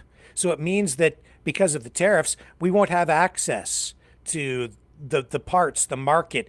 We won't have the economies of scale in Canada. You're going to end up, if we have an auto industry here at all, which probably we won't, but if we do, you'll be producing like one kind of car, maybe two. Hey, if it for the brings back domestic the old market. 87, That's 87 why Bronco or F-150 with no computer chips. No, I don't think anybody would complain. But that's why the original Auto Pact was negotiated, with certain amounts of Canadian content in different vehicles, and for every so many cars had to be sold here into the so many cars had to be produced here to offset the number of cars sold here. And because we're able to export cars to the States, we then have access to all the different models that they produce in the States too. But ultimately, this scenario will hurt the United States as much as or more than it hurts Canada, because we won't be able to afford to buy cars from the United States if we don't have an industry here to produce the prosperity that would allow people the income to buy the cars. That's what Henry Ford realized when he set up the assembly line and was producing Model Ts. He wanted to make sure his workers were paid enough to actually make enough to buy the products that they were producing themselves. It's a good finishing point you brought up there with Ford, because if you could think of one name in our time to liken to Henry Ford, I could definitely tell you it would start with an E. But no, that's a great point. I again strongly disagree, because Henry Ford was an entrepreneur, efficiency, my friend. And what he did was a response to technological change and market forces. What Elon Musk is he's an opportunist who takes advantage of big government grants, government lobbying, tax breaks, subsidies, and carbon tax credits, which is largely how he's made his fortune, is through carbon tax credits, not by selling his cars. That's government grift from day one. It is 100% government grift, but there isn't a single one of his competitors that doesn't accept it either. Actually, that's not true, because when GM was going bankrupt and other countries are going bankrupt, Ford turned down government assistance at that time. Also, if you go back to the 1970s and you look at what happened with the bailout of Chrysler under Lee Iacocca, I believe it was 1977, when you look at the way that was structured, they took a loan, but they paid it all back, and it saved the company at the time. That's not what's going on today. What's going on today is corporate welfare and corporate grift, and that money doesn't get paid back. And that's also why, if Donald Trump proceeds with this, then our government should damn well charge any company that leaves this country, any company that took any government grants of any kind, charge them an exit tax and get that money back for the taxpayers, and then reinvest that in the economy to recapitalize investment and economic recovery in the face of this economic war that Donald Trump can agree with you there. has If initiated they took on our government country. money and just to leave them, that they Yes. should be Damn they right. should be taking and putting that back in there. But I mean, Damn right. Yep. no, I will agree with you on that point, and I'm sure you've got other people waiting on the line. We do. there, There's so, somebody I mean, in the Well, chat. actually, I do also agree on this one. yeah, but you've been listening all this time. What have you been? Welcome, Sir Well, Dragon. I'm like the polite good Canadian. I don't interfere into a good conversation when I feel that I should leave it this way. Okay, I'll let you guys talk. All right, Good thank you. talking to Great again, call. Rick. Thank you. Appreciate it. And how are Hold you? on now. How are you tonight, Dragon? Well, I'm doing pretty good, thanks. How are you, Rick? Well, I'm okay. Hanging in there. Yeah, well, We're still. do we we're s- have a Trump attacking freedom of press and democracy as it is with AP being taking out of the press conference? This is like alarming, I think. Yeah, you must use this word. You must refer to this as this, because Donald Trump there's a decree from the king. And if you don't, then it's to the dungeon with you. No, this is wrong. I'm sorry. Again, it's gross, it's distasteful, and oh yeah, he's trying to change the way people think. Like a dictator. Well, you said earlier it was Orwellian, and I will tell you that, yeah, I will agree also on this one. It's totally Orwellian. It's Big Brother in the making, right in front of you, 1984 style. He was trying, what he's done is he has created a reality. He's willing it into existence, and he is forcing you to accept the new reality. Even though it's just one guy. It's like, you know what, Dragon? Lake Erie is now going to be called Lake USA. And if you don't call it Lake USA, you'll suffer. We're going to make you pay. We're gonna evict you from, I don't know. Well, we'll tax you 50% on everything, or just whatever, right? Or we'll take your job from you, or whatever it is. But we're gonna punish you. You must call it Lake USA from now on. Lake Erie no longer exists. You see how it is in itself part of a psyop on people to get people to change the way they think and capitulate, bend the knee to Donald J. Trump and his whatever it is, this political movement that he has going on down there. I'm sorry, but this is gross. It's an attack on your freedom of thought also. Look at the way when you think about it. Look at the way Caroline Leavitt, the press secretary, answered the question. She's like, it's called the Gulf of America, and it is a fact, and Google says it's true. Yeah, you're making it true. You've willed this in. You've reconstructed reality for people. It was like for me listening to her. It was like watching 1984, a dystopian nightmare coming true. 2 + 2 = 5 now. 2 + 2 = 5. No, 2 + 2 = no. Shock therapy. No, until finally, after enough torture, you agree. Oh yeah, you're right. 2 + 2 = 5 in the Gulf of America. Good boy, good boy. Here's a biscuit. F Hold you. on. Rick's having a seizure now. Oh my! For crying out But I loud! mean, yeah, it's definitely what it is. I could accept it. I could accept the name change if you went to the different countries. You had some sort of a negotiation. Maybe don't even get 100% support for it, but if you have to go to all the stakeholders, it affects other people in other places. You have to work with people. You don't just go around bullying people and telling them how it's all going to be, unless you're a political realist. In which case, here's the new reality. Today, 2 + 2 = 5. And from every day forward, it will be 2 + 2 = 5. And if you don't comply, then you can't get on a train or a plane, and don't expect to have a job until you agree that 2 + 2 = 5. Or should I say, unless you comply and get the thingy in the arm. And who was in charge when all of that started to happen? Oh yeah, it was this guy. It's very familiar, Yeah. isn't it? No, I don't know.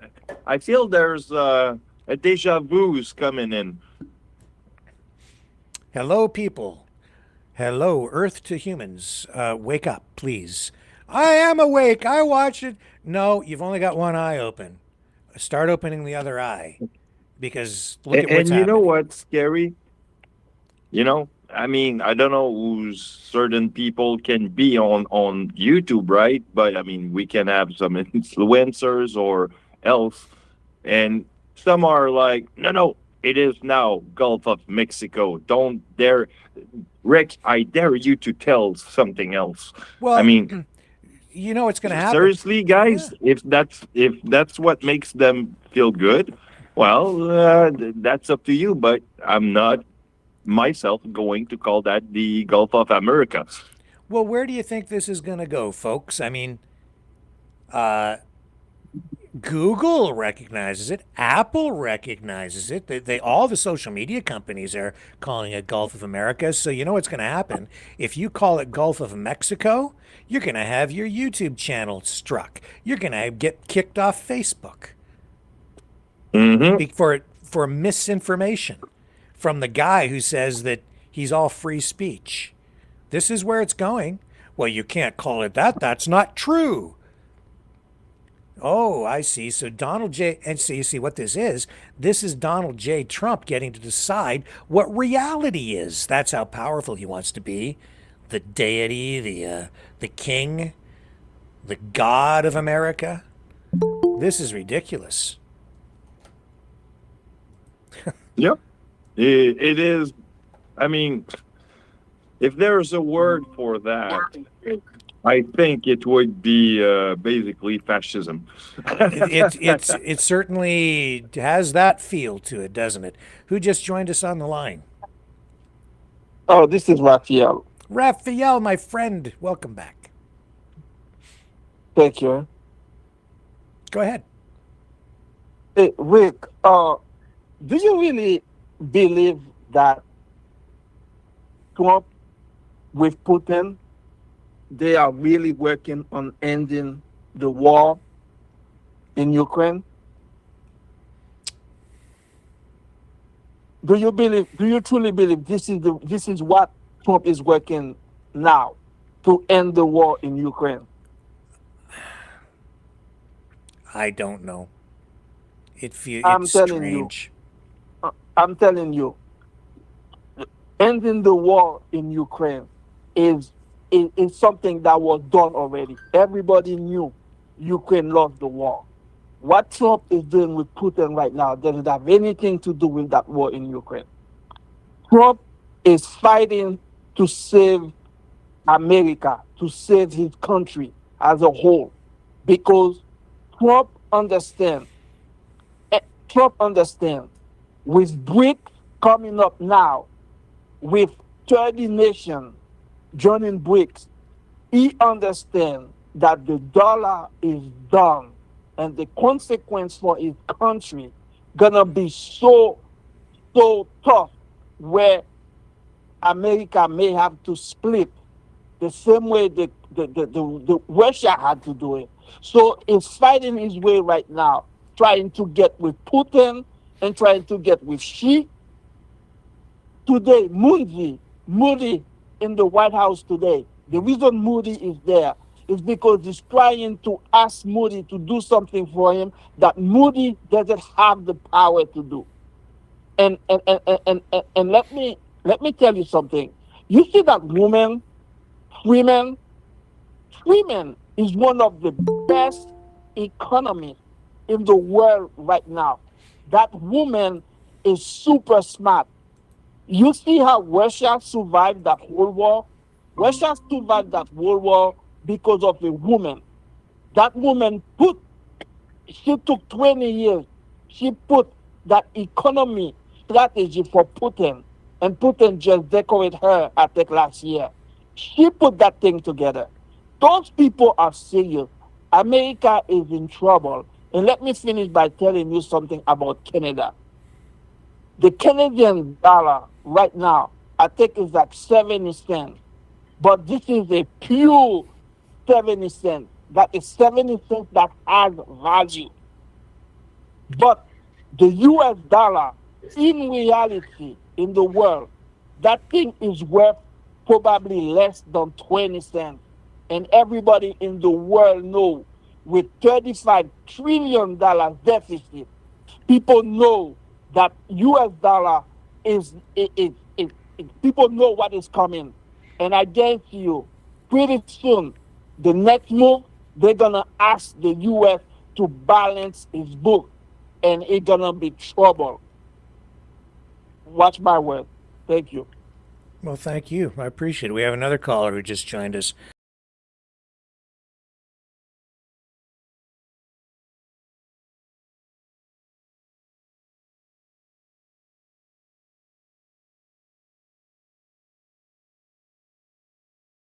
Hey, callers, Mavericks. Thank you for your program, Rick. Yeah, yeah, pleasure. So, I'm not going to rattle my brain figuring out what they're doing because I don't think they're going to do. They're going to do what they want, and B, um, not much anyone can do about it. I don't think. Um, so, like, I'd like your thoughts on this. Um, I want to look at the big picture. And when you look at what is going on, in my view, the current Canadian politicians are WEFers, and the WEF are for open borders, which, when you look at what Trump is doing with wanting Canada, Mexico, Greenland, that would open up the borders and fall in line with the WEF agenda, which would indicate to me that they're all in it together. Um, those are my thoughts, Rick.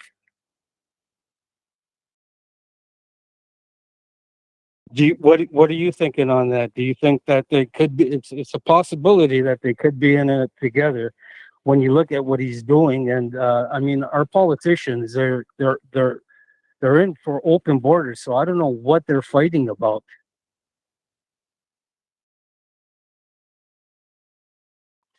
Well, he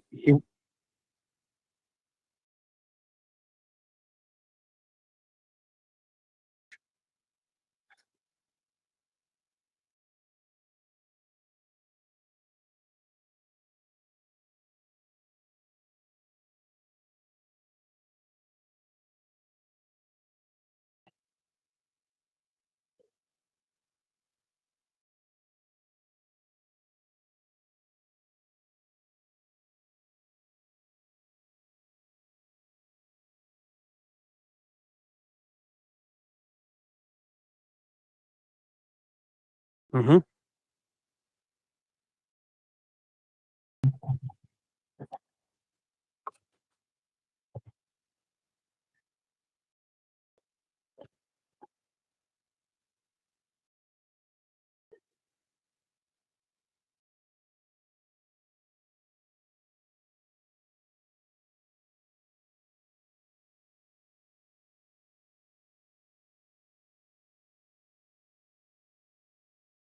Right, and and you know that Putin has been at the WEF many times, right? And that he spoke there, and it wouldn't surprise me if he's a WEFer. Secondly, have you ever seen the map that the Club of Rome put together in the early 70s, dividing the Earth into 10 regions? It's a real thing. It's a map that they put together, and I think that that's what they're doing. And one of the regions was Canada, Mexico, and USA. Well, so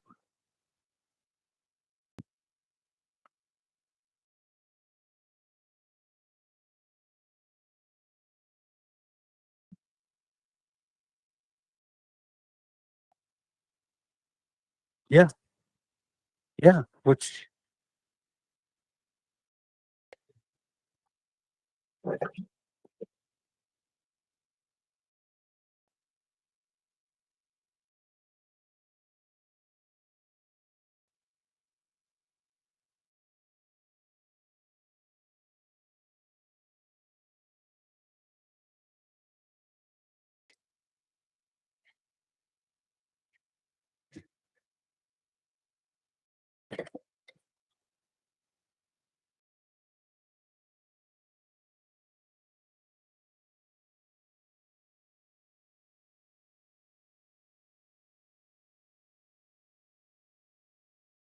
there.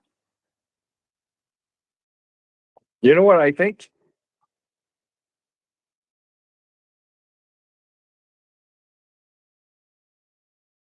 Oh, I know why I'm muted, because I'm not on this, because I'm not on the screen. Thank you. Appreciate it.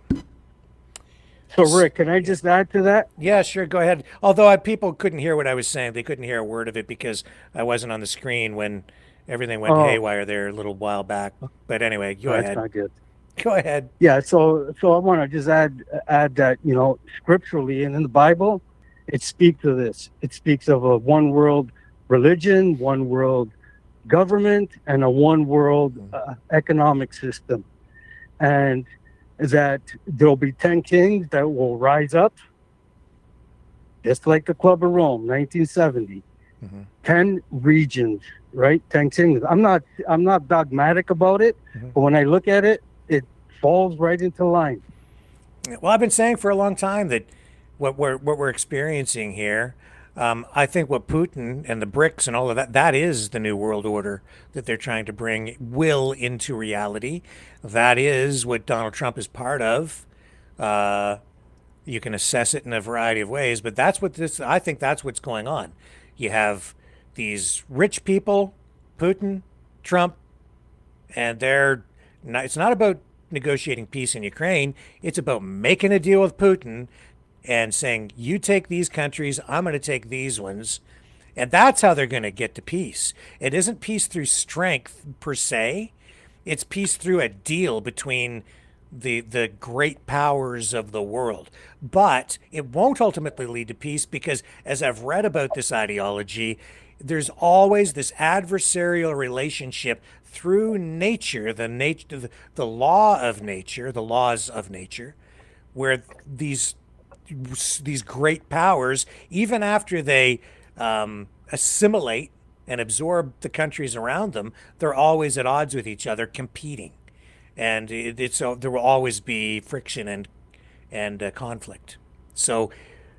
And ultimately, because they're going to be absorbing countries, there's going to be a lot of pain, a lot of war, and a lot of death because of this ideology. Sure. And I think this is the most dangerous ideology that mankind has ever had to deal with.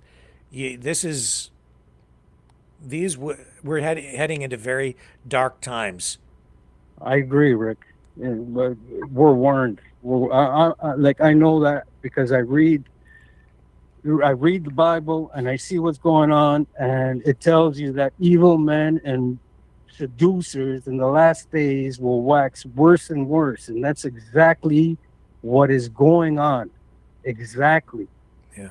Like, you can't deny. Like I've said, I'd like to be an optimist, but I can't. I have to be a realist. When you look as at a what's going watchman, on, you are also realistic. you have to be in these days. It'd be nice to say it's going to get better, but according to what I know, it's not. You know, I don't want to get. I don't want bad things to happen to the Canadians, Americans, no one for that matter. You know. But Me either. I it's want here. good. We're here. Yeah, that's the thing. I mean, we've always worked together with the USA, and I don't ever recall a president saying those Canadians, they just rip us off. Like, Yeah, no, I've never heard that kind of language from American president to Canadian. No, to the Canadians. Like it's not good. This is not friendly. And it's easy to say, yeah, I like Trump. Trump's done a lot of good, but like he's done a lot of good, but like any normal person knows that woke agenda is wrong. You don't have to be a believer or have great intelligence to know that these things were wrong. So when Trump comes in, of course he looks great. He's going to look great because, you had crazy people making crazy laws and policies. So he looks like he's, he gets magnified that way, right? Because, you bring the whole, you bring the country down, and then, it's easy to make it look good when he comes into office, right? To get rid of the garbage. You know what? And all of a sudden he's, to many he's a god. Sadly. You know where the whole idea of classical liberalism became perverted and went beyond like classical liberalism into, I would say, progressivism, which is why we've gotten ourselves into trouble, because progressivism is not classical liberalism. Progressivism is what's given us woke, right? And wokeism and the authoritarian overlay that has come with that, because it's something that Justin Trudeau said a couple of years ago at a speech in London, Ontario, where after a tragedy, he said that in the speech, he said, we have to move beyond tolerance. And when he said that, I was like, no, you can't do that. That makes no sense, and it's dangerous. But that is what progressivism is. That's why it becomes self-destructive in the end, and that's where we're at with it. It's because we were hitting the sweet spot in our society when we adopted tolerance. It means you live your life, I live mine. You believe this, I can believe that.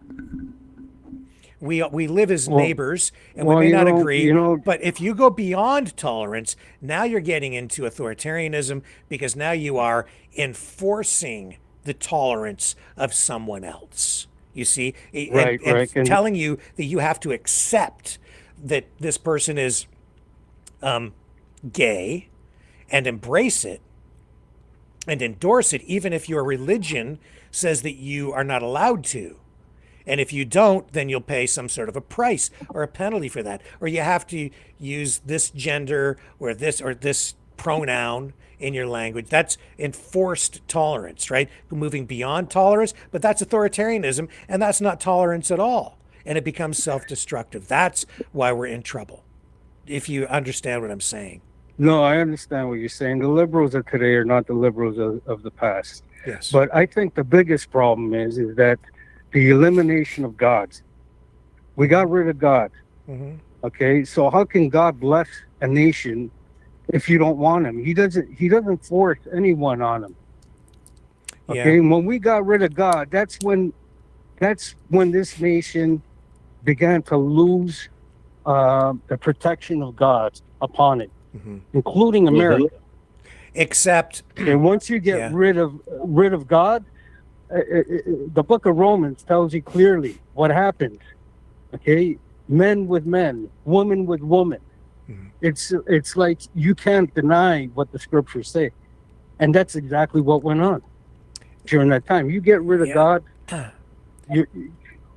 that's the big problem, I think. I understand and I agree with you, but in this way. But I've given this so much thought. You see, I agree with you that we can't get rid of God because God needs to be, as written in our Constitution, that has to be where our rights come from, right? So that we're not but they slaves messed that to up. men. But that's kind of where it has to stop in terms of any kind of enforcement. And people need to have the right and the freedom to not accept God and live if they want to without 100%. it, right? That's where the freedom But when comes you from. got a nation that's predominantly atheists or non-believers, you have more non-believers than believers. Look at what's going on in Britain. Okay, they've been overtaken by something else, and look at what's going on there. It's not good. Yeah, but regardless, and they got rid of their God and they brought in another God. Well, some people replace God with the state, which is not that too. Yeah, which is not the solution in my view, because when you replace it with the state, then the state is the state gives you your rights, grants you your rights, which means that you ultimately don't have rights because they can take those rights away. But if they come from God, then no man can take those rights away from you, even though your rights still can be limited by the state in order to preserve the rights of others. But it's a circular thing. That's the key to the whole thing, though, is if you need to acknowledge that your rights come from a higher place, which is not a human, that it's like a God can whatever. That's why a Christian God works in that regard, because you don't have to accept that God. You can accept a different God if you want to. You're free to do that. Yes. But if it's in your if it's in your Constitution and it's a legal thing, then you're free to do that. But everybody's rights ultimately come from a God or a God, not from man. If you separate church and state entirely, now you're into an authoritarian structure automatically, because it's human beings who are ruling over other human beings, and you have no recourse to say, wait a minute, right? You don't have the authority, but they do. And that's what got us into trouble during the pandemic too. And Section 1, because that was an overreach on, the suspension of rights under certain circumstances. They just took everything too far because they view your rights as coming really more from the state than from God. They kind of reject that in this increasingly secular society that we are in. But if you go too far the other way, though, Antonio, in my view, if you say that God is the ultimate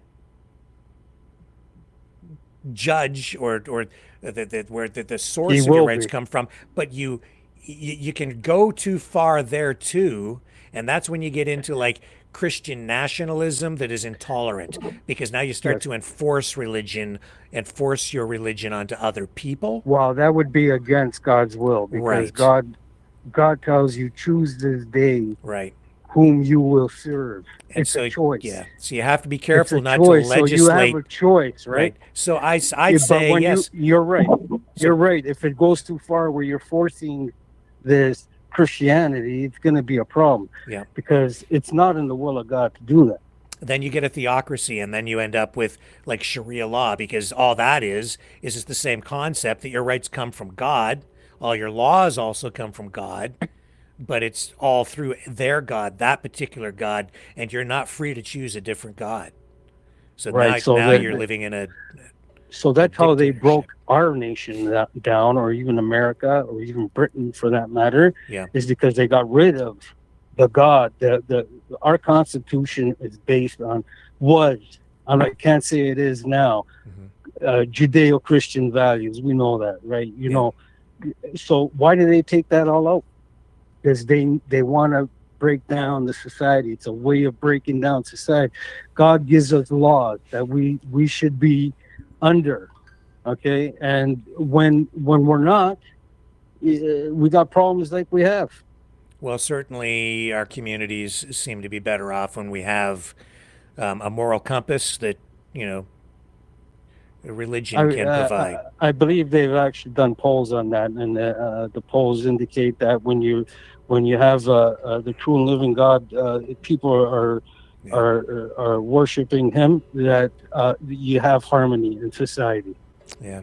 Well, listen, gentlemen, the clock is ticking here, so we have to wrap things up. So I'm going to throw it over to you first, Dragon, for a final thought, and then we'll come over to Antonio to help take us out of the broadcast. Well, if you two are pretty much into what I think when we speak of Trump being under God, because, well, he's been spared of this assassination attempt, right? At numerous times. It is dangerous to see some guy thinking that God have spared him just to do his job, because basically what the thing is, he's basically portraying that on this part, if you're against him, you're against God. So it's kind of a sacrilege on its part. Probably Antonio here will agree on this one. So. Yeah, so give us some words of wisdom to take us out tonight, Antonio. I'll keep it simple, Rick. Don't trust in man, trust in God. If you want peace, joy, and love in your life, then you trust in God, get to know Him, and believe. Wise words, my friend, wise words. And thank you, everybody, for joining us here on the program tonight. And Antonio's words, I think, lead us all a little bit closer to freedom. And with that in mind, let's let Cosmo, the freedom dog, take us out. Here it is. You know the tune. Take it away, Cosmo. Free dog. I'll see you guys tomorrow night, 7 p.m. Eastern, on the flip side.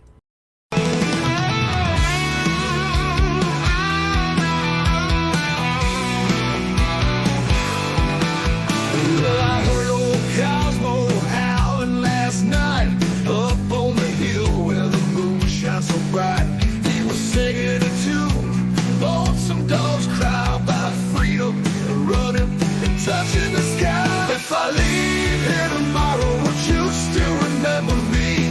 Cosmos free, running wild, wild as a wind can be. He's a free dog. He's a free dog. He's a free dog. Cosmos got them paws that just itch to roam. He's chasing his dreams. He's far from home. With a heart full of love and a spirit so free. He's living his life. Wild and carefree. If I leave here tomorrow, would you still remember me? Cosmos free, running wild, wild as a wind can be. He's a free dog. He's a free dog. He's a free dog. He's got the stars in his eyes, the wind in his fur, a tail that wags like it's never heard of a blur. Cosmos on a journey. He's got no chains. He's running through fields, breaking all the legs.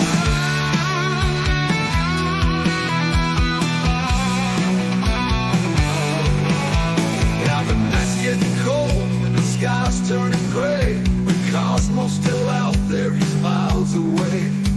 He's not looking back, he's got his path to tread. With every step, he's leaving his path. If I leave here tomorrow, would you still remember me? Cosmos free, running wild, wild as a wind can be. He's a free dog. He's a free dog. He's a free dog.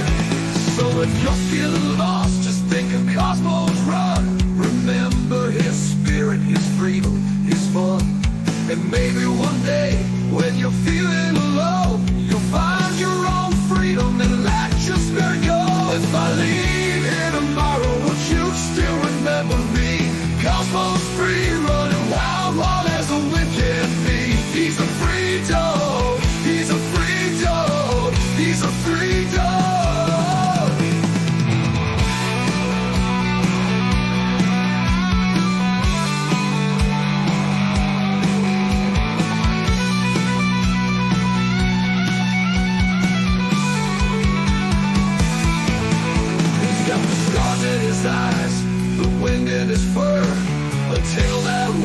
like it's never heard a bird. A heart full of love and a spirit so free. He's living his life wild and carefree. He's got the stars in his eyes, the wind in his fur, a tail that wags like it's never heard a word. Cosmos on a journey, he's got no chains. He's running through fields, breaking all the lanes.